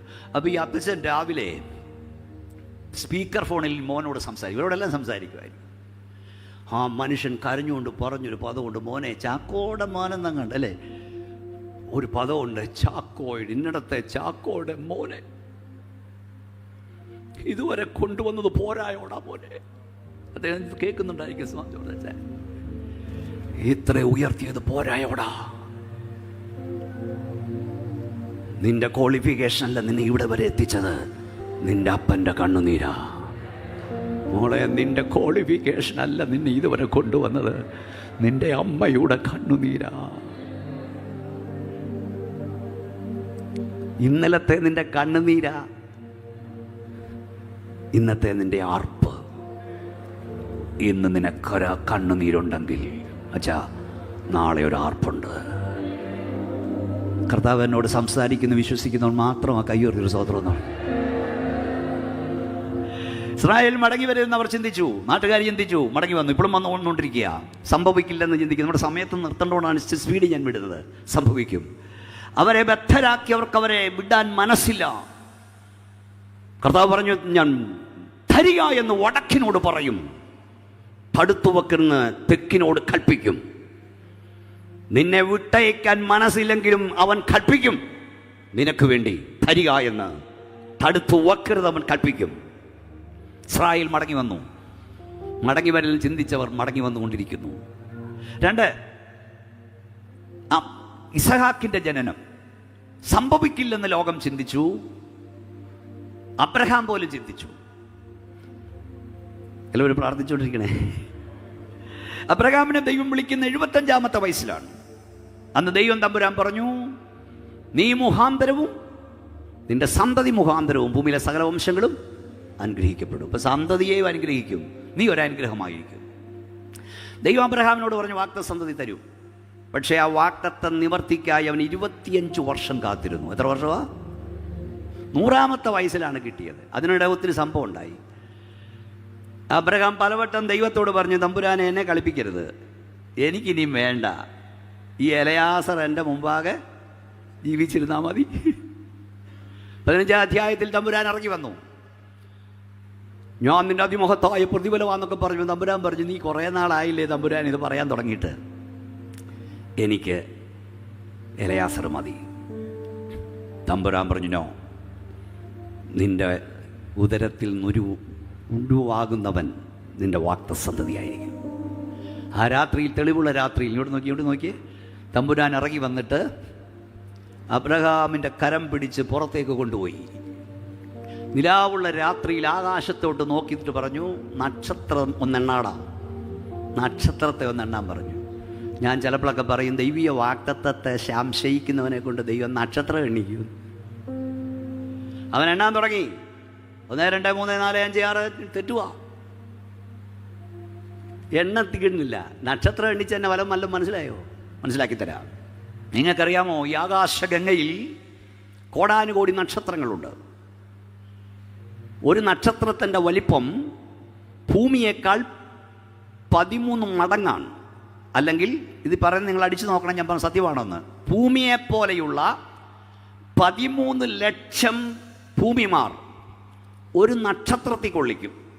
ഇപ്പം നക്ഷത്രത്തെ വലുതാ, സോറി ഒരു സൂര്യനെ കൊള്ളു. ഒരു സൂര്യന് 13 ലക്ഷം നക്ഷത്രങ്ങൾ, ഭൂമിമാർ ഒരു സൂര്യനെ കൊള്ളും. അപ്പൊ സൂര്യന്റെ വലിപ്പം എത്ര വലുതാ? അപ്പൊ 13 ലക്ഷം ഭൂമിയെ പോലെ ഉൾക്കൊള്ളുന്ന സൂര്യനെ പോലെയുള്ള 2 ലക്ഷം സൂര്യന്മാരെ ഒരു നക്ഷത്രത്തിൽ കൊള്ളും. ഞാൻ പറയുന്നത് കറക്റ്റാണോ സാറേ? സാറ് പൊട്ടല്ല. നമ്മൾ നോക്കും ഈ പൊട്ടുപോലുള്ള സാധനമേ അവന് വലിയ വലിപ്പമാ. അങ്ങനെ 10,000 കോടി നക്ഷത്രങ്ങൾ ചേർന്നാണ് ഒരു ഗാലക്സി. അങ്ങനെ കോടാനുകോടി നക്ഷത്രങ്ങൾ ഈ ആകാശഗംഗയിലുണ്ട്. ഒന്നുകൂടെ പറഞ്ഞാൽ നമ്മുടെ കടൽ തീരത്ത് എന്തുമാത്രം മണൽത്തരികളുണ്ടോ അത്രയും അധികം നക്ഷത്രങ്ങൾ ഈ ആകാശഗംഗയിലുണ്ട്. 13 ലക്ഷം ഭൂമിമാരെ ഉൾക്കൊള്ളുന്ന സൂര്യൻ, അതുപോലുള്ള സൂര്യന്മാരെ 2 ലക്ഷത്തെ ഉൾക്കൊള്ളുന്ന ഒരു നക്ഷത്രം, അങ്ങനെ കോടാനുകോടി നക്ഷത്രങ്ങൾ ചേർന്ന ഗാലക്സി, ഇവയ്ക്ക് റൂട്ട് നിശ്ചയിച്ച ദൈവം, സകലത്തെയും തന്റെ വ്യാപാര ശക്തിയിൽ വഹിക്കുന്നവൻ, ഓ ക്ഷമ, ആ ദൈവത്തെ അപ്പച്ച എന്ന് വിളിക്കാൻ കൃപ ലഭിച്ചവൻ അവിടുന്ന് സ്തോത്രം പറയുന്നത്. നിനക്കറിഞ്ഞുകൂടെയോ? നീ കേട്ടിട്ടില്ലയോ? മിഥ്യദൈവം. അവൻ ക്ഷീണിക്കുന്നില്ല, അവൻ തളർന്നു പോകുന്നില്ല, അവന്റെ ബുദ്ധി അപ്രമേയമത്രേ. മക്കളെ, കുഞ്ഞുങ്ങളെ, ചെറുപ്പക്കാരെ, ഈ ദൈവത്തിന് ഒന്നുകൂടെ പറയാം, 13 ലക്ഷം ഭൂമിമാരെ പോലെയുള്ള ഭൂമിമാരെ ഉൾക്കൊള്ളുന്ന സൂര്യൻ, അങ്ങനെ 2 ലക്ഷം സൂര്യന്മാരെ കൊള്ളുന്ന ഒരു നക്ഷത്രം, അങ്ങനെ കോടാനുകോടി നക്ഷത്രങ്ങളെ ഉണ്ടാക്കിയ ദൈവം, ഇവയ്ക്ക് റൂട്ട് നിശ്ചയിച്ച ദൈവം, ഇവയെ വഹിക്കുന്ന ദൈവം, ആ ദൈവത്തിന് ഒരു സ്വർഗം ഉണ്ടാക്കുന്ന വലിയ കാര്യമാണോ? ആ ദൈവത്തിനൊരു നരകം ഉണ്ടാക്കുന്ന വലിയ കാര്യമാണോ? തമ്പുരാൻ അബ്രഹാമിനെ പിടിച്ചിറക്കി കാണിച്ചു കൊടുത്തത്, മോനെ, ഈ താരകാവലികളെ റൂട്ട് നിശ്ചയിച്ചവൻ, പേര് നിശ്ചയിച്ചവൻ, ഇവയുടെ എണ്ണമെടുക്കുന്നവനാ ഞാൻ. നിനക്ക് 100ാമത്തെ വയസ്സിൽ ഒരു കൊച്ചിനെ തരുന്ന അതിശയമാണോടാ? എന്നെ കൊണ്ട് കഴിയാത്ത കാര്യമാണോടാ എന്നാ ചോദിച്ചേ.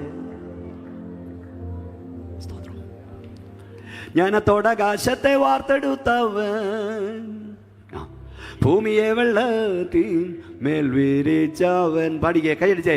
ഞാനത്തോടാകാശത്തെ വാർത്തെടുത്തവൻ, ഭൂമിയെ വെള്ളത്തിൽ മേൽ വിരിച്ചവൻ, ജ്യോതി നൽകും താരവൃന്ദത്തെ മോടിയോടുവാനത്തിൽ തൂക്കിയവനാം താൻ നല്ലവനല്ലോ. ഉള്ളത് താൻ വല്ലഭനല്ലോ. സ്തുതി എന്നും അവന് താൻ ഉന്നതനല്ലോ. കൃപ ചെയ്തിടുമല്ലോ. തൻ സന്നിധിയിലെന്നും പ്രമോദമുണ്ടല്ലോ. ഞാനത്തോടാകാശത്തെ വാർത്തെടുത്തവൻ, ഭൂമിയെ വെള്ളത്തിൽ മേൽ വിരിച്ചവൻ, ജ്യോതി നൽകും സൂര്യചന്ദ്ര താരവൃന്ദത്തെ ഓടിയോടുവാനത്തിൽ തൂക്കിയവനാം താൻ നല്ലവനല്ലോ. ദയ എന്നുമുള്ളത് താൻ വല്ലഭനല്ലോ. സ്തുതി എന്നും അവന് താൻ ഉന്നതനല്ലോ. കൃപ ചെയ്തിടുമല്ലോ. തന്നീലെന്നും പ്രമോദമുണ്ടല്ലോ. മാനവേറിൻ സ്നേഹം മാറിടും നേരം, മാറിടാത്ത നിത്യ സ്നേഹിതൻ തന്നെ, നേരിടുന്ന എല്ലാ വ്യാകുലങ്ങളോ നീരുമേതൻ സന്നിധാനത്തിൽ മാനവേറിൻ സ്നേഹം മാറിടും നേരം, മാറിടാത്ത നിത്യ സ്നേഹിതൻ തന്നെ, നേരിടുന്ന എല്ലാ വ്യാകുലങ്ങളും നീരുമേതൻ സന്നിധാനത്തിൽ താൻ നല്ലവനല്ലോ. ജയമെന്നുമുള്ളത് താൻ വല്ലഭനല്ലോ. സ്തുതി എന്നും അവന് താൻ ഉന്നതനല്ലോ. കൃപ ചെയ്തിടുമല്ലോ. സന്നിധിയിലെന്നും പ്രമോദമുണ്ടല്ലോ. നല്ലവനല്ലോ. ദയ എന്നുമുള്ളത് താൻ വല്ലഭനല്ലോ, സ്തുതി എന്നും അവന്. താൻ ഉന്നതനല്ലോ, കൃപ ചെയ്തിടുമല്ലോ. തൻ സന്നിധിയിലെന്നും പ്രമോദമുണ്ടല്ലോ. നേരിടുന്ന എല്ലാ വ്യാകുലങ്ങളും അവൻ്റെ സന്നിധിയിൽ തീരും. അവൻ്റെ സന്നിധിയിൽ തീരാത്ത ഒരു വ്യാകുലമില്ലെന്ന് വിശ്വസിക്കുന്ന ദൈവമക്കൾ ദൈവത്തിന് സ്തോത്രം പറഞ്ഞു. അപ്പോൾ അബ്രഹാമിനെ വിളിച്ച് ദൈവം തമ്പുരാൻ പുറത്തു കൊണ്ടുവന്ന് നക്ഷത്രം എണ്ണാൻ പറഞ്ഞു. എന്നിട്ട് പറഞ്ഞു, മോനെ, ഈ താരകാവലികളെ നിർമ്മിച്ച് പാലിക്കുന്ന എനിക്ക് 100-ാമത്തെ വയസ്സിൽ നിനക്കൊരു കുഞ്ഞിനെ തരുന്ന സാധ്യത. അതാ ഒന്നുകൂടെ ഞാൻ പത്തനാപുരത്തെ ദൈവമക്കൾ പറയാം, ദൈവത്തെ കൊണ്ട് കഴിയുമോ എന്ന് ഒന്നിനെക്കുറിച്ച് നീ ചോദിക്കരുത്, ദൈവത്തിന് ഹിതമാണോ എന്ന് ചോദിച്ചാൽ മതി. അവനാൽ അസാധ്യം ഒന്നുമില്ല. ഇനിയും 18-ാം അധ്യായത്തിൽ വീണ്ടും 3 ദൂതന്മാർ അബ്രഹാമിൻ്റെ വീട്ടിൽ വരുന്നു. 9 മുതലുള്ള വാക്യങ്ങൾ, 18-ന്റെ 9 മുതലുള്ള വാക്യങ്ങൾ. ഈ ദൂതന്മാർ ദൈവമാണെന്നാണ് ഞാൻ വിശ്വസിക്കുന്നത്. ദൂതന്മാരെന്ന് എഴുതിയിരിക്കുന്നെങ്കിലും 3 പുരുഷന്മാരെന്ന അത് ദൈവമാണെന്ന എൻ്റെ വിശ്വാസം. കാരണം അടുത്ത വർഷം ഇതേ സമയത്ത് ഞാൻ നിൻ്റെ വീട്ടിൽ വരും, അപ്പോൾ നിനക്ക് ഒരു മകനുണ്ടാകും. ഇത് കേട്ടപ്പോൾ സാറ കൂടാരത്തിനകത്ത് നിന്ന് ചിരിച്ചു. പൊട്ടിച്ചിരിച്ചില്ല, അട്ടഹസിച്ചില്ല, സാറ ചിരിച്ചു. കൂടാരത്തിന് പുറത്തു നിന്നവൻ ആ ചിരി കേട്ടു, ആ ചിരി കണ്ടു. അവൻ ചോദിച്ചു, സാറായെ നീ ചിരിക്കുന്നുണ്ട്? അവൾ പറഞ്ഞു, ഇല്ല, ഞാൻ ചിരിച്ചില്ല. നീ ചിരിച്ചു. ഒരു ദൂത് പറയട്ടെ, നിന്റെ ഭവനത്തിൻ്റെ ഉള്ളറകളിൽ ആരും കാണാതെ നീ തുടയ്ക്കുന്ന കണ്ണുനീരുകൾ കാണുന്നൊരു സ്വർഗമുണ്ട്, മറക്കരുത്. അപ്പൻ കാണാതെ, അമ്മ കാണാതെ, ഭാര്യ കാണാതെ, ഭർത്താവ് കാണാതെ നീ തുടച്ച കണ്ണുനീരുകൾ കാണുന്നൊരു സ്വർഗമുണ്ട്. വാ തുറന്ന് ശക്തിയോട് ദൈവത്തെ സ്തുതിച്ച്. ഇന്നൊരു വിവാഹ ശുശ്രൂഷ കഴിഞ്ഞിട്ട് ഞാൻ വരികയാണ്. ഞാൻ തിരുവനന്തപുരത്തൊരു കല്യാണം നടത്തി. അത് 30 ലക്ഷം ആളുകളാണ് കണ്ടത്. അവിടെ ഞാനൊരു കാര്യം പിള്ളേരോട് ചോദിച്ചു, മക്കളെ, അപ്പം കരയുന്ന കണ്ടിട്ടുണ്ടോ എന്ന്. അമ്മ കരയുന്ന കണ്ടിട്ടുണ്ടോ എന്ന് ചോദിച്ചാൽ എല്ലാവരും പറയും കണ്ടിട്ടുണ്ട്. പക്ഷെ അപ്പം കരയുന്ന കണ്ടിട്ടുണ്ടോ എന്ന് ചോദിച്ചാൽ നിങ്ങൾക്കറിയാം, കേരളത്തിൽ ഇപ്പം കൃപയാൽ ഏറ്റവും അധികം കല്യാണം നടത്തിക്കൊണ്ടിരിക്കുന്നത് ഞാനാണ്. അമ്മ കരയുന്ന കണ്ടിട്ടുണ്ട്, അപ്പം കരയുന്ന കണ്ടിട്ടില്ല. അതുകൊണ്ട് അപ്പം കരയില്ലെന്നാണ് നീ ചിന്തിച്ചല്ലേ. ലോകത്തെ ഏറ്റവും അധികം ചിരിപ്പിച്ച ചാർലി ചാപ്ലിൻ പറഞ്ഞു, പെരുമഴ പെയ്യാൻ ഞാൻ കാത്തു നിൽക്കും, മഴയത്തിറങ്ങി ഞാൻ കരയും, എൻ്റെ കരച്ചിൽ ആരും കാണരുത്. നിങ്ങൾ ഇരിക്കുന്ന ദൈവദാസന്മാർ ഇത് കരയില്ലെന്നല്ലേ? കരയും, പക്ഷെ ആരും കാണാ തുടച്ചു കളയും. ദൈവത്തിൻ്റെ അഭിഷക്ത നിന്നോട് ഞാൻ തൂതു പറയുന്നു, ആരും കാണാതെ നീ തുടച്ച കണ്ണുനീരുകൾ അവൻ്റെ തുരുത്തിയിലുണ്ട്. ആരും കാണാതെ നീ തുടയ്ക്കുന്ന കണ്ണുനീരുകൾ അവൻ്റെ തുരുത്തിയിലുണ്ട്. ഈ രാത്രിയിലൊന്നുകൂടെ ഞാൻ പ്രവചിക്കുന്നു, നീ രഹസ്യമായി കരയുന്ന ചിലതിന് അവൻ പരസ്യമായി ഉത്തരം തരും. ആരോടും പറയാതെ, ആരും കാണാതെ നീ ഭവനത്തിൻ്റെ ഉള്ളറയിൽ കരഞ്ഞ ചിലതിന് ദൈവം പരസ്യമായി ഉത്തരം തരും. കൈയടിച്ച ശക്തിയോട് ദൈവത്തെ സ്തുതിച്ച്. എനിക്ക് ദൈവദാസന്മാരോടൊക്കെ ദൂത് പറയാൻ പരിശുദ്ധാത്മാ പറയും.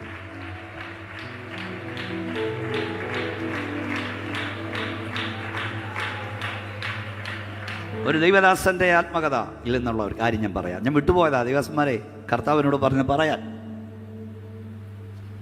ആത്മകഥ നിങ്ങൾ വായിച്ചിട്ടുണ്ടായിരിക്കും. വർഷങ്ങൾക്ക് മുമ്പാണ്. ഞങ്ങളൊക്കെ വിശേഷം 4 പതിറ്റാണ്ടായി, 40 വർഷം കൊണ്ട് ഞാൻ പ്രസംഗിക്കുക. ഒരു ഉടൻകൊല്ലി സ്കൂട്ടർ, ആദ്യം ഞാൻ ബസ്സിലായിരുന്നു, ഛർദ്ദിച്ച് കയറി വന്ന് ഈ ദൈവദാസൻ്റെ വീട്ടിലൊക്കെ വന്ന് പ്രസംഗിക്കുന്നു. ഇവിടുത്തെ ഭാഷണിലൊക്കെ കിടന്നിട്ടുണ്ട്. പിന്നെ ഒരു സ്കൂട്ടറയിലായി, ഇപ്പം കാറയിലാണ്. ബസ്സേൽ എന്ന് പറഞ്ഞാൽ ഛർദ്ദിച്ച് നാറി ഇടപാട് തീർന്നാണ് വരുന്നത്. ഛർദ്ദിച്ച് വന്നിട്ടുള്ള പ്രസംഗം ചിന്തിച്ച് അത് കഴിഞ്ഞ് പിന്നെ ഛർദ്ദിച്ച വീട്ടിൽ ചെല്ലട്ടെ. ആ കാലത്ത് ഫോണൊന്നുമില്ല, കത്തിടപാടാണ് ഉള്ളത്. വീട്ടിൽ വന്ന് കുളിപ്പിക്കും. മിക്കവാറും കുമ്പനാട് കൺവെൻഷനാണ് ഡയറി നിറയുന്നത്. പിന്നെ ഒരു കത്തിടും, വഴി ചോദിക്കാനോ ഇതുവല്ലോ ഉണ്ടോ ഒന്നുമില്ല. അന്ന് ഒരു ദൈവദാസൻ, ഹൈന്ദവ മൈക്കിനോട് വന്ന ദൈവദാസനെ പ്രസംഗിക്കാൻ ക്ഷണിച്ചൊരു സ്ഥലത്ത്. പക്ഷേ അദ്ദേഹത്തോട് എതിരുള്ള മറ്റൊരാൾ അതിനകത്തുണ്ടായിരുന്നു, ഒരു സെൻട്രൽ പാസ്റ്ററോ നേതാവോ കണ്ട്. നോട്ടീസെല്ലാം അടിച്ച് ഈ നോട്ടീസും കൊണ്ട് അവിടെ ചെന്ന് കൊടുക്കാൻ തുടങ്ങിയപ്പം ഇദ്ദേഹം പറഞ്ഞ്, ഇവനുണ്ട് ഞാനില്ലെന്ന്. നിങ്ങളാരും ഒന്നും അനങ്ങുന്നില്ലല്ലോ. ഇവനുണ്ട് ഞാനില്ല. അപ്പോൾ ഈ പാവപ്പെട്ട ദൈവദാസൻ്റെ അടുക്ക നോട്ടീസും കൊണ്ട് വന്നിട്ട് അദ്ദേഹം വലിയ പ്രതീക്ഷ കൊണ്ടിരിക്കുക എന്ന് പറഞ്ഞ്, സോറി ഞങ്ങൾ നോട്ടീസിൽ വെച്ചെങ്കിലും അച്ചായൻ പറഞ്ഞു നീ ഉണ്ട് ഞാനില്ലെന്ന്. ഒടുവിൽ അദ്ദേഹത്തെ ഒഴിവാക്കി. അദ്ദേഹത്തിൻ്റെ ആത്മകഥ നടത്തി ഞാൻ പറയട്ടെ, അദ്ദേഹത്തിന് കരയണമെന്നുണ്ട്. ഭാര്യയും പിള്ളേരും കാണും. അദ്ദേഹം എഴുതിയിരിക്കുന്ന ഞാൻ പറയാം. അദ്ദേഹം ഹോളും പാർട്സിനും വേറെ ചെറിയ ഹോളാണ്. ആ ഹോളിലോട്ട് പോയി എല്ലാ കഥവും അടച്ചിട്ടിട്ട് അദ്ദേഹം ഹോളിൽ നെടുമ്പാട് വീണു ഏങ്ങലടിച്ച് കരഞ്ഞു. ഉടനെ തമ്പുരാൻ ഇറങ്ങി അങ്ങ് ചെന്നു. നീ തനിയെ കരഞ്ഞ എത്ര അവസരമുണ്ട്, അപ്പോൾ കർത്താവ് നിൻ്റെ അരികിൽ വന്നിട്ടില്ലേ? തമ്പുരാൻ പറഞ്ഞു, മോനെ, നിന്റെ ശുശ്രൂഷയുടെ ഒരു വാതിൽ അടയ്ക്കാൻ ഇവർക്ക് കഴിയൂ, ഒരു വേദി വിളക്കാൻ ഇവർക്ക് കഴിയൂ. ഞാൻ ഭൂലോകത്തിൻ്റെ വാതിൽ നിനക്കായി തുറക്കും. നിന്നെ ഞാൻ ഭൂലോക സീമയോളം അധിക്കും. ഇന്ന് രാത്രി യേശുവിൻ്റെ നാമത്തിൽ പറയാം, ദുഷ്ടപിശാചനും അവൻ്റെ കൂട്ടർക്കും നിന്റെ ഒരു നന്മ മുടക്കാനേ കഴിയൂ. ദൈവം നിനക്ക് വഴി തുറന്നാൽ ഒരുത്തനും അടയ്ക്കാൻ കഴിയില്ല. ശക്തിയോടെ കരമടിച്ച് സന്തോഷത്തോടെ അന്യഭാഷ ദൈവത്തെ സ്തുതിച്ചാട്ട്, ദൈവം അടച്ചാൽ ആര് തുറക്കും? ദൈവം തുറന്നാൽ ആരെ കളിക്കാൻ കഴിയും? ദൈവം ഒരുത്തനെ വലുതാക്കാൻ തുടങ്ങിയാൽ ആർക്കവനെ ചെറുതാക്കാൻ കഴിയും? ദൈവം ഉയർത്താൻ തുടങ്ങിയാൽ ആർക്കവനെ താഴ്ത്താൻ കഴിയും? ശക്തിയോടെ കരമടിച്ച് ദൈവത്തെ മഹത്വപ്പെടുത്തിക്കേ. മോനെ, നിന്റെ തലമുറയെ, അമ്മേ, മമ്മി, ഞാൻ പ്രവചിക്കുക, നിന്റെ തലമുറയെ ദൈവം ഉയർത്താൻ തീരുമാനിച്ചാൽ ലോകത്തിൽ ഒരുത്തനും തടയാൻ കഴിയില്ല.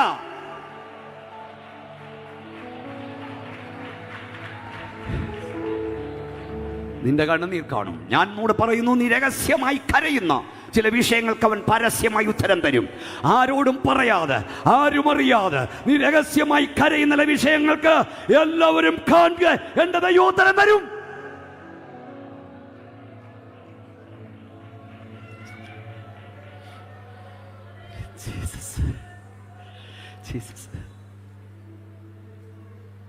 ഇസഹാക്ക് ജനിക്കുമെന്ന് അബ്രാമിന് പോലും വിശ്വാസമില്ലായിരുന്നു. നമ്മുടെ സമയം പോകുന്നു. 21-ാം അധ്യായം, മോനെ, സോറി ഫാസ്റ്ററെ, 21-ാം അധ്യായം എടുത്തേ പെട്ടെന്ന്. 21-ന്റെ 1 വായിച്ചേ. 21-ന്റെ 1.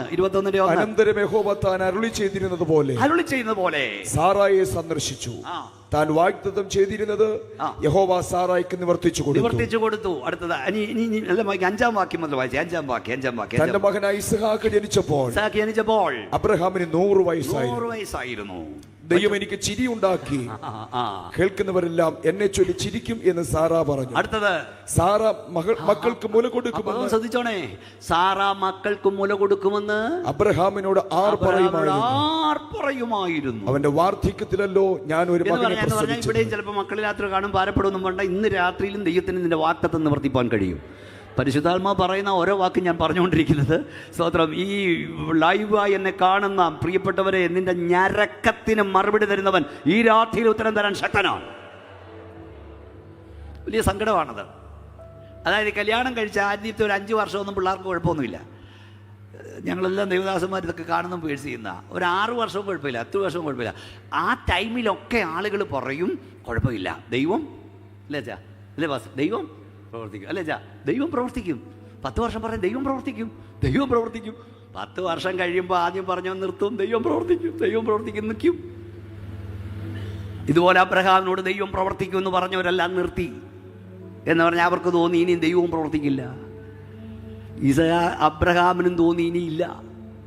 ഇന്ന് രാത്രി ഞാൻ പറയാം, നിന്നോട് പറഞ്ഞ ദൈവവാഗ്ദത്തം നിവർത്തിക്കാൻ നീ പോലും വിശ്വസിക്കണമെന്നില്ല. കാരണം നിന്നോട് വാക്ക് പറഞ്ഞവൻ ആ വാക്ക് മാറാൻ കഴിയില്ല. ആരും പറയാതെ വന്നപ്പോൾ ദൈവം പ്രവർത്തിച്ചു.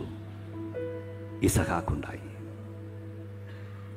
3, യാക്കോബ് തൻ്റെ മകൻ യോസഫിനെ കാണുമെന്ന് ചിന്തിച്ചില്ല.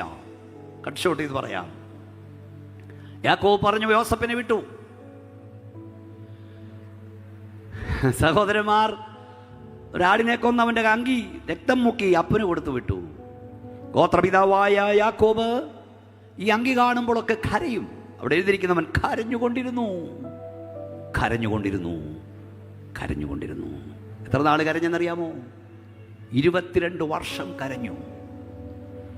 17-ാമത്തെ വയസ്സിലാണ് യോസഫ് വീട്ടിൽ നിന്ന് പോകുന്നത്. 30-ാമത്തെ വയസ്സിലാണ് ക്ഷാമം ഉണ്ടാകുന്നത്. 7 വർഷം കഴിഞ്ഞാണ് നല്ല ക്ഷാമം ഇല്ലാത്ത സമയം. അന്നവർ വന്നില്ല. പിന്നെ 2 വർഷം കൂടെ കഴിഞ്ഞാണ് അവർ വന്നത് ക്ഷാമകാലത്ത്. അപ്പം 13, 7, 20, 20, 2, 22 വർഷം ജീവിച്ചിരിക്കുന്ന മകനെ ഓർത്ത് അബ്രഹാം കരഞ്ഞുകൊണ്ടേയിരുന്നു. എന്നെ നോക്കൂ, ഒരു തവണ ദൈവം തമ്പുരാന് വന്നിട്ട് മോനെ കരയൊന്നും വേണ്ട, നിന്റെ മോൻ ജീവനോടുണ്ടെന്ന് പറഞ്ഞിരുന്നെങ്കിൽ ആ മനുഷ്യൻ കരയുമായിരുന്നോ പാസ്റ്ററെ? പറഞ്ഞോ? ഉറക്കെ പറ, പറഞ്ഞോ? ഇല്ല. 46-ാം അധ്യായത്തിൽ മിസ്രൈമിലേക്ക് പോകാൻ റെഡിയായി വൻപം പറഞ്ഞു പോകുന്നതിന് കുഴപ്പമില്ല, പോക്കോടാന്ന്. അതുവരെ ദൈവം നിശബ്ദനായിരുന്നു, മിണ്ടിയില്ല.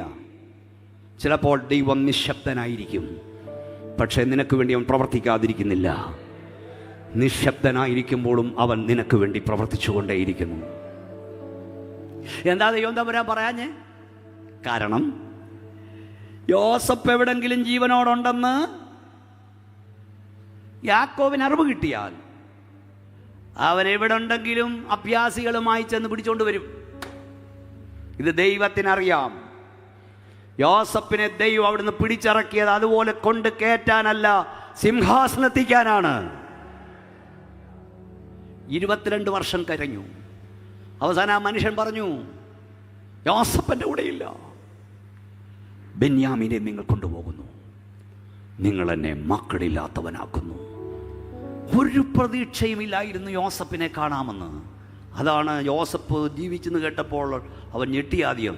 അവന് വിശ്വസിച്ചില്ല, ഒരു പ്രതീക്ഷയില്ലായിരുന്നു. അയാൾ കൂടെ പറഞ്ഞ എൻ്റെ തലമുറയുടെ നന്മ ഞാൻ കാണില്ല.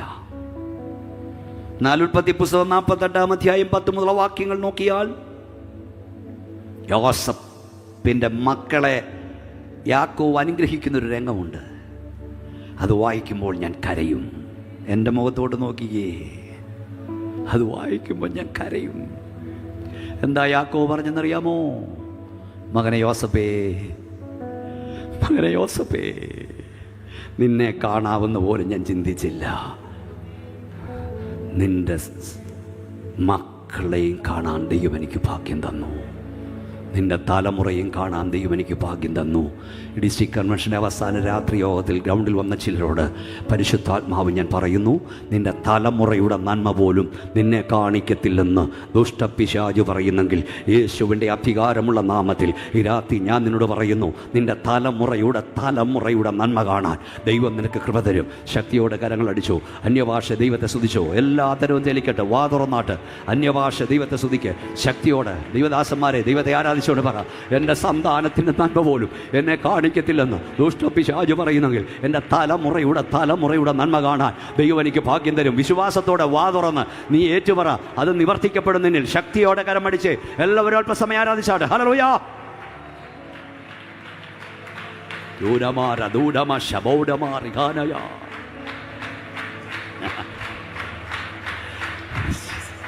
ഞാനിപ്പോൾ പല വേദിയിലും പറയുന്നുണ്ട്, അത് പറയാതിരിക്കാൻ ഒക്കത്തില്ല. എനിക്കത് പറഞ്ഞേ ഒക്കത്തുള്ളൂ. 2021 ജനുവരി മാസം 24-ാം തീയതി 21 ജനുവരി മാസം 24-ാം തീയതി എൻ്റെ ഹൃദയസ്പന്ദനം നിലച്ചെന്ന് അതിവിദഗ്ധ ഡോക്ടേഴ്സ് ചിന്തിച്ചതാണ്. 1.5 മണിക്കൂർ ഞാൻ പ്രസംഗിച്ച്, ഞാൻ തന്നെ കാർ ഡ്രൈവ് ചെയ്ത് എൻ്റെ ഹോളിൽ പ്രസംഗിച്ച് എൻ്റെ വീട്ടിലേക്ക് തലേ ദിവസം 4 രാജ്യങ്ങളിൽ കൊറോണ കാലമാണ് ഞാൻ പ്രസംഗിച്ചതാണ്. നിങ്ങൾക്കൊക്കെ അറിയാം, നിങ്ങളൊക്കെ എനിക്ക് വേണ്ടി പ്രാർത്ഥിച്ചതാണ്. പക്ഷേ ഒരു ചെറിയ തൊണ്ടവേദന വന്ന, അല്ലാതെ ഹാർട്ട് അറ്റാക്ക് ചങ്കുവേദനയൊന്നും വന്നതല്ല. പക്ഷേ എന്നെ എടുത്ത് പൊക്കി തടഞ്ഞു വീണ് കൊണ്ടുപോയി. ഇപ്പോൾ അവർ പറഞ്ഞു ഒരു രക്ഷയില്ല, ഇഞ്ചക്ഷൻ കയറ്റണം, മറ്റൊക്കെ കഴിഞ്ഞു പോയി. ഇവിടെല്ലാം വൈദ്യശാസ്ത്രം ഇതുള്ളവരായിരിക്കുന്നത്. ഈ ഞരമ്പിലൂടെ ഹാർട്ടിലേക്കുള്ള ഞരമ്പിലേക്ക് 2 കൈക്കൂടെ ഇഞ്ചക്ഷൻ കയറ്റണം. ഈ ഇഞ്ചക്ഷൻ കയറ്റി 48,000 രൂപയുടെയാണ്. ഇത് കയറ്റുന്ന പറഞ്ഞാൽ ബ്ലോക്ക് ഇനിയും ഉണ്ടാകാം, അല്ലേ? ഇനിയും ചിലപ്പോൾ അറ്റാക്ക് ഉണ്ടാകാം. അങ്ങനെ ഈ അറ്റാക്ക് വന്നൊരു മൂക്കിലൂടെ ഒക്കെ രക്തം വരുന്ന കണ്ടിട്ടില്ലേ? ഒന്നീ അറ്റാക്ക് ഉണ്ടാകാം, അല്ലെ അടുത്ത ബ്ലീഡിങ് ഉണ്ടാകാം.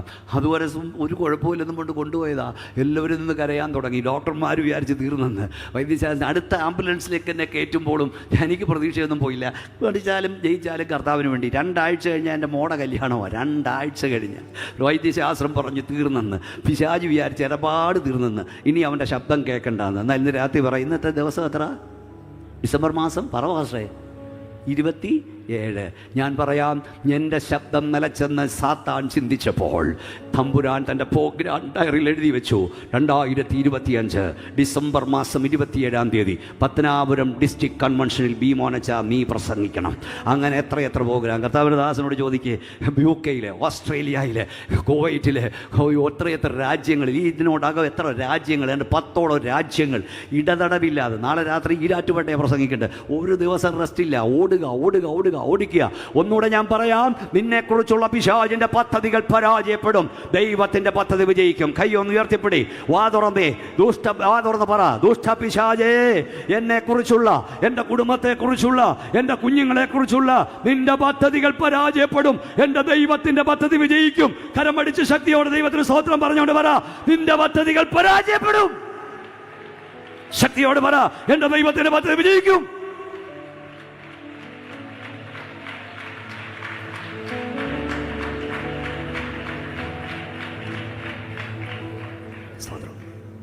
യോസഫ് മന്ത്രിയാകുമെന്ന് സഹോദരന്മാർ ചിന്തിച്ചില്ല. യോസഫിനെ അവന്റെ സഹോദരന്മാർ പകച്ചു, ദോഷിച്ചു, അധികം ദോഷിച്ചു. അസൂയ തോന്നി. സമാധാനമായി സംസാരിപ്പാൻ കഴിഞ്ഞില്ല. ഒറ്റ കാരണം, അവൻ ദർശനം കണ്ടു. യോസഫിൻ്റെ കുറ്റം എന്താ? 1, അവൻ്റെ അപ്പൻ അവനെ സ്നേഹിച്ചു. 2, അപ്പൻ അവന് നിലയങ്കി ഉണ്ടാക്കി കൊടുത്തു. 3, അപ്പൻ്റെ ദുശ്രുതി വന്ന് സഹോദരന്മാരോട് പറഞ്ഞു. 4, അവൻ സ്വപ്നം കണ്ടു. ഇത് 3 കാര്യം അവൻ്റെ കുഴപ്പമല്ല. അപ്പൻ സ്നേഹിച്ച അവൻ്റെ കുഴപ്പമാണോ? അപ്പൻ നിലയങ്കി ഉണ്ടാക്കി കൊടുത്ത അവൻ്റെ കുഴപ്പമാണോ? സ്വപ്നം കണ്ട അവൻ്റെ കുഴപ്പമാണോ? പിന്നെ ഒരു കുഴപ്പമുണ്ട്, സഹോദരന്മാരുടെ ചെയ്തികൾ, ദോഷപ്രവർത്തികളെ അവൻ വന്ന് പറഞ്ഞു. ഇതൊരു കുറ്റമാണ്, അതവൻ കുറ്റം ചെയ്തു. അതുകൊണ്ട് എന്താ ചേച്ചേ, അവൻ കണ്ട സ്വപ്നം അവൻ്റെ സഹോദരന്മാരോട് പറഞ്ഞപ്പം ബലേബേഷ് പറഞ്ഞില്ല, കൈയടിച്ചില്ല, പ്രോത്സാഹിപ്പിച്ചില്ല. അവർ അവനെ പകച്ചു, ദോഷിച്ചു, അധികം പകച്ചു, അസൂയ തോന്നി. സമാധാനമായി സംസാരിപ്പാൻ കഴിഞ്ഞില്ല. ചെറുപ്പക്കാരെ, കുഞ്ഞുങ്ങളെ, ദൈവദാസന്മാരെ, നീ ആദ്യം ഒരു പ്രസംഗം നടത്തുമ്പോൾ, നീ ഒരു പാട്ടെഴുതുമ്പോൾ, നീ ഒരു പാട്ട് പാടുമ്പോൾ എല്ലാവരും ബലേപേക്ഷ പറഞ്ഞ് ചിന്തിക്കരുത്. ഒരു ലേഖനം എഴുതുമ്പോൾ എല്ലാവരും അപ്രീഷിയേറ്റ് ചെയ്യും ചിന്തിക്കരുത്. പകയ്ക്കും, അധികം പകയ്ക്കും, ദോഷിപ്പിക്കും. നീ ദർശനം കണ്ടാൽ എല്ലാവരും അപ്രീഷിയേറ്റ് ചെയ്യും ചിന്തിക്കരുത്. എല്ലാവരും പകയ്ക്കും. പക്ഷേ ദർശനം കാണുന്ന നിർത്തരുത്. സ്തോത്രം കേട്ടില്ല? സ്വപ്നം കാണുന്ന നിർത്തരുത്. ദർശനം കണ്ടുകൊണ്ടിരിക്കുക, സ്വപ്നം കണ്ടുകൊണ്ടിരിക്കുക. യോസഫിന്റെ ദർശനം അവനെ പൊട്ടക്കിണറ്റിലിട്ടു, അവനെ കാരാഗ്രഹത്തിൽ, അവനെ കുറ്റവാളിയാക്കി. എന്നാൽ അത് ദർശനം അവനെ ഉയർത്തി. എല്ലാവരും പ്രോത്സാഹിപ്പിക്കുന്നു, ചിന്തിക്കരുത്. ആരും പ്രോത്സാഹിപ്പിച്ചില്ലെങ്കിൽ നീ പാട്ട് എഴുതിക്കൊണ്ടിരിക്കുക, നീ പാട്ട് പാടിക്കൊണ്ടിരിക്കുക, നീ പ്രസംഗിച്ചുകൊണ്ടിരിക്കുക. സ്തോത്രം. നീ ദർശനം കണ്ടുകൊണ്ടിരിക്കുക. യോസഫിനെ തൻ്റെ സഹോദരന്മാർ പകച്ചു. അവരുടെ അരികിലേക്ക് അവൻ ചെന്നപ്പോൾ അവർ അവരോട് ചെയ്തത്, അവനെ അവർ പിടിച്ച് കൊല്ലാൻ ശ്രമിച്ചു. ഉടനെ ഒരിടപെടൽ പ്രാർത്ഥിച്ചുകൊണ്ടിരുന്നാട്ട്. എന്താണ് ഇടപെടൽ? ആരാണ് ഇടപെട്ടത്? രൂബേൻ. അവൻ പറഞ്ഞു, നമുക്ക് കൊല്ലണ്ട, നമുക്ക് നമ്മുടെ സഹോദരനെ കൊല്ലണ്ട, രക്തപ്പുഴ ഒഴിവാക്കാം, ദേ ആ പൊട്ടക്കിണറ്റിൽ അവനെ ഇടാം. അപ്പോൾ രൂബേനൊരു ആഗ്രഹം ഉണ്ടായിരുന്നു, സഹോദരന്മാർ കാണാതെ ഇവനെ വീട്ടിൽ കൊണ്ടാക്കാം. പൊട്ടക്കിണറ്റിലിട്ടു. പൊട്ടക്കിണറ്റിലിട്ടത് സംഘാസിലെത്തിക്കാനല്ലെന്നേ. സഹോദരന്മാർ പൊട്ടക്കിണറ്റിലിട്ടത് അവിടെ കിടന്ന് ചാകട്ടെന്ന് വിചാരിച്ച.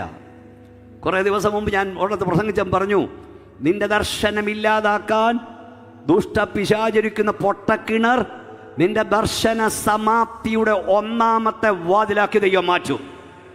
സ്തോത്രം കേട്ടില്ല? ശക്തിയോടെ ദൈവത്തെ സ്തുതിച്ചേ.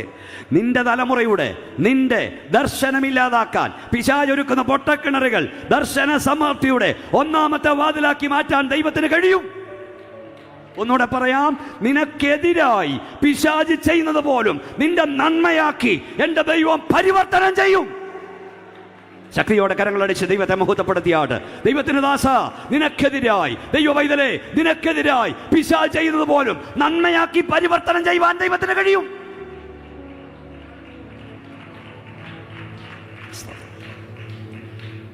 രൂപേൻ പൊട്ടക്കണലിട്ടത് സഹോദരന്മാർ കാണാതെ പിടിച്ചോണ്ട് പോകാനാ.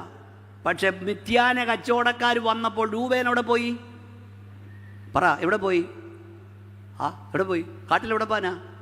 ദൈവം മാറ്റി, ദൈവം മാറ്റി. കാണൻ രൂപേനെ, നീ യോസഫിനെ സഹായിച്ചാൽ വീണ്ടും പിടിച്ച് അപ്പൻ്റെ അടുക്ക കൊണ്ടുചെല്ലും. എന്നാൽ എൻ്റെ ദൈവം അവനെ വിളിച്ചിറക്കിയത് തിരിച്ചവിടെ കൊണ്ട് കയറ്റാനല്ല, സിംഹാസനത്തിക്കാനാ. എനിക്ക് തോന്നുന്നു ചർച്ച് ഓഫ് ഗോഡിൻ്റെ ജനറൽ കൺവെൻഷനാണെന്ന് തോന്നുന്നു, ഏതോ ഒരു വിഷയം പ്രസംഗിച്ചപ്പോൾ ഞാൻ പറഞ്ഞു, യോസപ്പേ, നിന്നെ സിംഹാസനത്തിക്കാൻ ദൈവം പദ്ധതി ഇട്ടിട്ടുണ്ടെങ്കിൽ അതിന് ചേട്ടൻ്റെ ഒത്താശയൊന്നും വേണ്ട, അനുജൻ്റെ ഒത്താശ വേണ്ട. ഇന്ന് രാത്രി ഞാൻ പറയാം, നിന്നെ ഉയർത്താൻ ദൈവം പ്ലാൻ ഇട്ടിട്ടുണ്ടെങ്കിൽ ആരുടെ ഒത്താശയില്ലാതെ നീ എത്തേണ്ടിടത്ത് എത്തിയിരിക്കും. ദൈവം നിൻ്റെ തലമുറ എത്തിച്ചിരിക്കും. മക്കളെ, എന്ന് കൈയടിച്ച് ശക്തിയോടെ ദൈവത്തെ ആരാധിക്ക്. സ്വതന്ത്രം.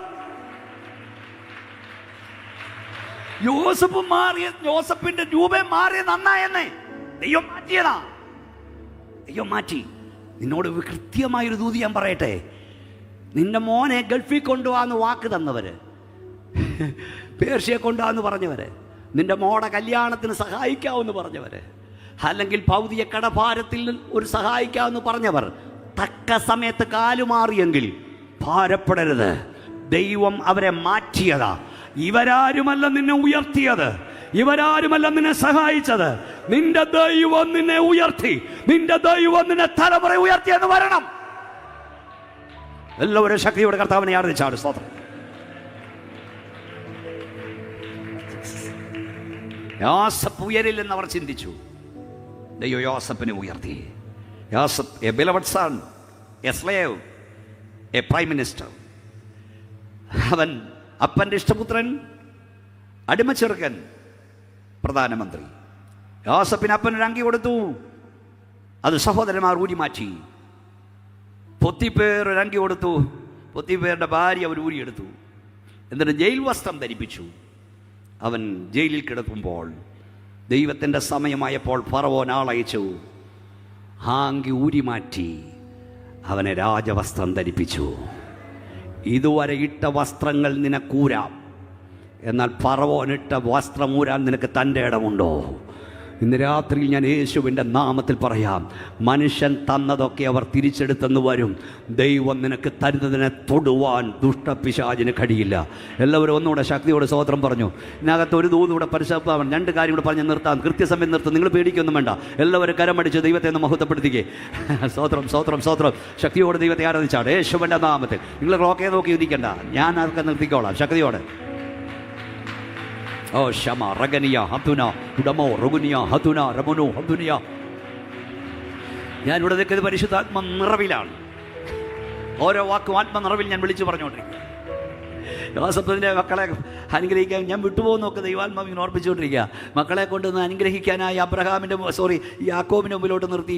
യാക്കോബിൻ്റെ മുമ്പിൽ മൂത്തവനെ പിടിച്ച് വലങ്കൈക്ക് നേരെയും ഇളയവനെ പിടിച്ച് ഇടങ്കൈക്ക് നേരെയും നിർത്തിയിട്ട് അനുഗ്രഹിക്കപ്പ എന്ന് പറഞ്ഞു. പക്ഷെ ആകത്താത്മാവുള്ള അപ്പൻ കൈ പിണച്ചു വെച്ചു. കൈ പിണച്ചു വെച്ചപ്പം യോസഫ് വന്ന് കൈക്ക് കയറി പിടിച്ചു. അങ്ങനല്ലപ്പാ. കൈ പിഴച്ചു വെക്കാൻ നോക്കിയപ്പോൾ പുറം കണ്ണു മങ്ങിയെങ്കിലും അകം കണ്ണ് തുറന്നവൻ പറഞ്ഞു, മോനെ എനിക്കറിയാവടാ, ഇവനും ഒരു ജാതിയാകും, പക്ഷെ ഇവൻ അവനേക്കാൾ വലുതാകും. നിന്നോട് കർത്താവ് പറയുന്നത്, നിന്റെ തലമേൽ വരേണ്ട അനുഗ്രഹം, നിന്റെ സന്താനത്തിന്മേൽ വരേണ്ട അനുഗ്രഹം ആര് പിടിച്ചു മാറ്റിയാലും നോക്കിയാലും ദൈവം അനുവദിക്കില്ല. ശക്തിയോട് ദൈവത്തെ ആരാധിച്ചാണ്, കരങ്ങളടിച്ച് ദൈവത്തെ സ്തുതിച്ചാണ്.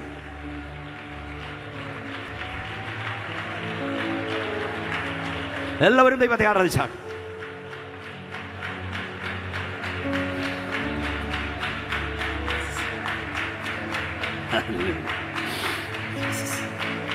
യോസഫ് മന്ത്രിയാകും ചിന്തിച്ചില്ലവൻ മന്ത്രിയായി. പിന്നെ പ്രിയ ദൈവമക്കളെ, ചെറുപ്പക്കാരോട് ഞാനൊരു കാര്യം പറയാം. യോസഫിന്റെ കാലത്ത് no church, no Bible, no pastor, no committee, no worship. യോസഫിൻ്റെ കുറ്റം കണ്ടുപിടിക്കാൻ കമ്മിറ്റിക്കാരില്ലായിരുന്നു, വിസ്തരിക്കാനും മുടക്കാനും ആരുമില്ലായിരുന്നു. എന്ത് വേണേലും ചെയ്യാമായിരുന്നു. പക്ഷെ യോസഫ് പാപം ചെയ്തില്ല. കാരണം അവൻ ദൈവത്തെ ഭയപ്പെട്ടു. മനുഷ്യശങ്കയുമുണ്ട്, ദൈവഭയവുമുണ്ട്. പലതും ചെയ്യാതിരിക്കുന്ന മനുഷ്യശങ്കയില. പക്ഷെ നിനക്ക് ദൈവഭയമുണ്ടോ? ആരും എന്നെ കാണാത്തപ്പോഴും കാണുന്നൊരു ദൈവമുണ്ട്. നമ്മുടെ ദൈവം അസാധ്യങ്ങളെ സാധ്യമാക്കുന്നവനാണ്. ഇനിയും നന്മ കാണുമെന്ന് യോബ് ചിന്തിച്ചില്ല. യോബ് പറഞ്ഞു, ഞാൻ എൻ്റെ തൊക്കി ഇങ്ങനെ ചെയ്ത ശേഷം ഞാൻ ദേഹസ്ഥനായ ദൈവത്തെ കാണും. ഇനി 7:6 വായിച്ചാൽ മതി. യോബ് മുഖം കുനിച്ചിരിക്കുകയാണ്. എല്ലാവരും പ്രാർത്ഥിച്ചുകൊണ്ട് നാട് കൈത്തണ്ടേ മുഖം താങ്ങിയിരിക്കുകയാണ്. യോബിനോട് 8:20 പറഞ്ഞു, യോബേ, ഇനിയും ഞാൻ നിൻ്റെ വായിൽ ചിരിയും, ഇനിയും നിൻ്റെ വായിൽ ആർപ്പും ഞാൻ തരും. ഇനിയും ചിരിക്കില്ലെന്നും ഇനിയും സന്തോഷിക്കത്തില്ലെന്നും യോബ് ചിന്തിച്ചപ്പോൾ തമ്പുരാൻ പറഞ്ഞു, ഇനിയും ഞാൻ നിൻ്റെ വായിൽ ചിരി തരും. ദൂരെയൊക്കെ കേൾക്കുന്നവരോട് പറയും, നീ ഇനിയും ചിരിക്കില്ലെന്നും നീ ഇനി സന്തോഷിക്കില്ലെന്നും നീ ഇനി ആർപ്പിടില്ലെന്നും ദുഷ്ടപിശാച് പറയുന്നെങ്കിൽ യേശുവിൻ്റെ അധികാരമുള്ള നാമത്തിൽ ഞാൻ പറയുന്നു, ഇനിയും ദൈവം നിൻ്റെ വായിൽ ചിരി തരും, ഇനിയും നിൻ്റെ വായിൽ ദൈവം ആർപ്പ് തരും. എത്ര പേർക്ക് കരമാട്ടി സ്തോത്രം പറയാൻ കഴിയും? ഇനിയും അവൻ ആർപ്പ് തരും, ഇനി അവൻ ചിരി തരും. ഇങ്ങനെ നമ്മുടെ വാഴ്ത്തപ്പെട്ട കർത്താവ് ജനിക്കാതിരിപ്പാൻ അവൻ നോക്കി, അവൻ വളരാതിരിപ്പാൻ അവൻ നോക്കി, അവൻ മരിക്കാതിരിപ്പാൻ നോക്കി, അവൻ ഉയർക്കാതിരിപ്പാൻ നോക്കി. എന്നാൽ അവൻ്റെ പദ്ധതിയെ തകർത്തുകൊണ്ട് കർത്താവ് ഇവിടെ ജനിച്ചു, കർത്താവ് ഇവിടെ വളർന്നു, കർത്താവ് ഇവിടെ മരിച്ചു, കർത്താവ് ഉയർത്തെഴുന്നേറ്റു. ഇനിയും നമ്മുടെ കർത്താവ് മടങ്ങി വരും. നിങ്ങൾക്ക് സന്തോഷമില്ലല്ലോ? ശക്തിയുടെ സ്തോത്രം പറയാം. യേശു കർത്താവിൻ്റെ ജീവിതത്തിൽ സംഭവിച്ചതെല്ലാം സാധ്യങ്ങളായ കാര്യമാണ്. സ്ത്രീയുടെ സന്തതി സർപ്പത്തിന് തല തകർക്കും. ഒന്നാമത്തെ ദൈവവാഗ്ദത്തം, പിശാച് മൂത്തവനിൽ കയറി ഇളയവനെ കൊന്നു. ദൈവം അപ്പുറത്തൊരു ഷേത്തിനെ കൊണ്ടുവന്നു. നോഹയുടെ കാലത്ത് സകല എണ്ണവും പാപം ചെയ്തു. അവിടെ ദൈവം ലോത്തിനെ വേർതിരിച്ചു. അബ്രഹാമിന് ദൈവം നാളുകൾ കഴിഞ്ഞൊരു കുഞ്ഞിനെ കൊടുത്തു. വാഗ്ദത്തസന്തതി ഒരു വെല്ലുവിളിയുടെ അവനെ ഇല്ലാതാക്കാൻ നോക്കി. അവിടെ ദൈവം നയം നൽകി. കാൽവറി കുരിശ് പിശാചിൻ്റെ പദ്ധതികളുടെ സമ്പൂർണ്ണ പരാജയവും ദൈവത്തിൻ്റെ പദ്ധതിയുടെ വിജയവും അത്രേ. വാഗ്ദത്തസന്തതി ജനിക്കാതിരിക്കാൻ നോക്കി, വളരാതിരിപ്പാൻ നോക്കി, മരിക്കാതിരിപ്പാൻ നോക്കി, ഉയർക്കാതിരിപ്പാൻ നോക്കി. കൺക്ലൂഡ് ചെയ്ത് ഞാൻ പറയട്ടെ, നമ്മുടെ കർത്താവ് പിശാചിനെ തോൽപ്പിച്ചവനാണ്. പിശാച് തോറ്റവനാണ്, നമ്മുടെ കർത്താവ് ജയിച്ചവനാണ്. ആ കർത്താവിന്റെ നാമത്തിൽ ജയമുണ്ടെന്ന് വിശ്വസിക്കുന്നവർ കൈയാട്ടി ദൈവത്തെ സ്തുതിച്ചേ. രണ്ട് വാക്യം വായിച്ച് നിർത്താം. മത്തായി സുവിശേഷം 27-ാം അധ്യായം 62 മുതലുള്ള വാക്യങ്ങൾ വായിച്ചാട്ട്. ഒരുക്കുന്ന നാളിന്റെ പിറ്റേ ദിവസം മഹാപുരോഹിതന്മാരും പരീശന്മാരും പീലാത്തോസിന്റെ അടുക്കൽ ചെന്നുകൂടി. യജമാനനെ, ആ ചതിയൻ ജീവനോടിരിക്കുമ്പോൾ 3 നാൾ കഴിഞ്ഞിട്ട് ഞാൻ ഉയർത്തെഴുന്നേൽക്കും എന്ന് പറഞ്ഞ പ്രകാരം ഞങ്ങൾക്ക് ഓർമ്മ വന്നു. നമുക്ക് വായിക്കാൻ നേരമില്ല. അവർ വന്ന് പീലാത്തോസ് പറഞ്ഞു, ആ ചതിയൻ ജീവനോടിരിക്കുമ്പോൾ അവൻ ഉയർക്കുമെന്ന് പറഞ്ഞു. അവർ ഇവനെ വിളിച്ചത് സാറേന്നാ, യജമാനനെ എന്ന് വിളിച്ചു. ആരെ? പീലാത്തോസിനെ സാറേന്ന് വിളിച്ചു. യേശുവിനെ ചതിയെന്ന് വിളിച്ചു. സ്തോത്രം. എന്നിട്ട് പറഞ്ഞു, അവൻ ഉയർക്കുമെന്ന് ഞങ്ങൾക്ക് ഇപ്പോൾ ഓർമ്മ വന്നു, അവൻ ഉയർക്കാൻ പാടില്ല. അപ്പം പീലാത്തോസ് പറഞ്ഞു, ഞാൻ കാവൽക്കൂട്ടം തരാം, പോയി നിങ്ങളാൽ ആവോളം കല്ലറ ഉറപ്പാക്കുക. നമ്മുടെ വാഴ്ത്തപ്പെട്ട കർത്താവിൻ്റെ കല്ലറയുടെ മുമ്പിൽ വലിയൊരു കല്ലുരുട്ടി വെച്ചു. റോമാകം ഇമ്പീരിയൽ മുദ്ര അതിൽ വെച്ചു. പേടിത്തണ്ടന്മാരായ അവർ തൊടത്തില്ല, തൊട്ടാ മരണശിക്ഷയാ.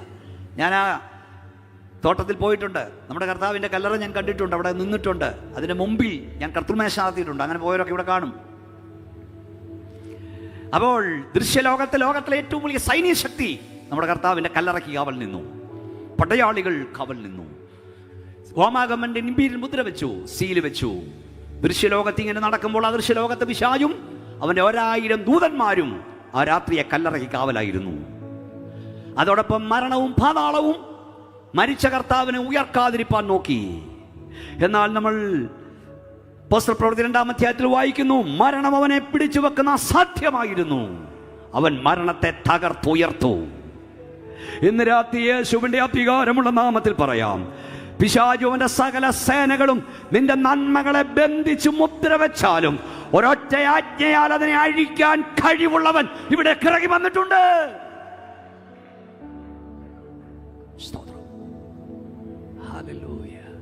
ഞാൻ അവിടെ വായിക്കുമ്പോൾ പലപ്പോഴും ഞാൻ ചിന്തിക്കാറുണ്ട്, നമ്മുടെ കർത്താവ് ഉയർക്കാതിരിപ്പാൻ എന്തൊക്കെ ചെയ്യാമോ അതെല്ലാം പിശാച് ചെയ്തു. ദൈവം തമ്പുരാൻ നോക്കിക്കൊണ്ടിരുന്നു. സ്തോത്രം. പക്ഷേ പിശാചിന്റെ പദ്ധതി പരാജയപ്പെട്ടു. ഇന്ന് രാത്രി ഒന്നുകൂടെ പറയാം, നിനക്ക് വിരോധമായി, നിന്റെ സഭയ്ക്ക് വിരോധമായി, നിന്റെ കുഞ്ഞുങ്ങൾക്ക് വിരോധമായി പിശാച് എന്തൊക്കെ ചെയ്യാമോ അതെല്ലാം ചെയ്തു കൊള്ളട്ടെ. എന്നാൽ ജയം പിശാചിനല്ല, ജയം യേശുവിനത്രേ. ഒന്നുകൂടെ ശക്തിയോടെ ദൈവത്തെ സ്തുതിച്ചാട്ട്. സഭയ്ക്ക് വിരോധമായി പിശാച് ചെയ്യാവുന്നൊക്കെ ചെയ്തു കൊള്ളട്ടെ, എന്നാൽ ജയം പിശാചിനല്ല, ജയം സഭയ്ക്കത്രേ. കൈയടിച്ച് ദൈവത്തെ ആരാധിക്കാം.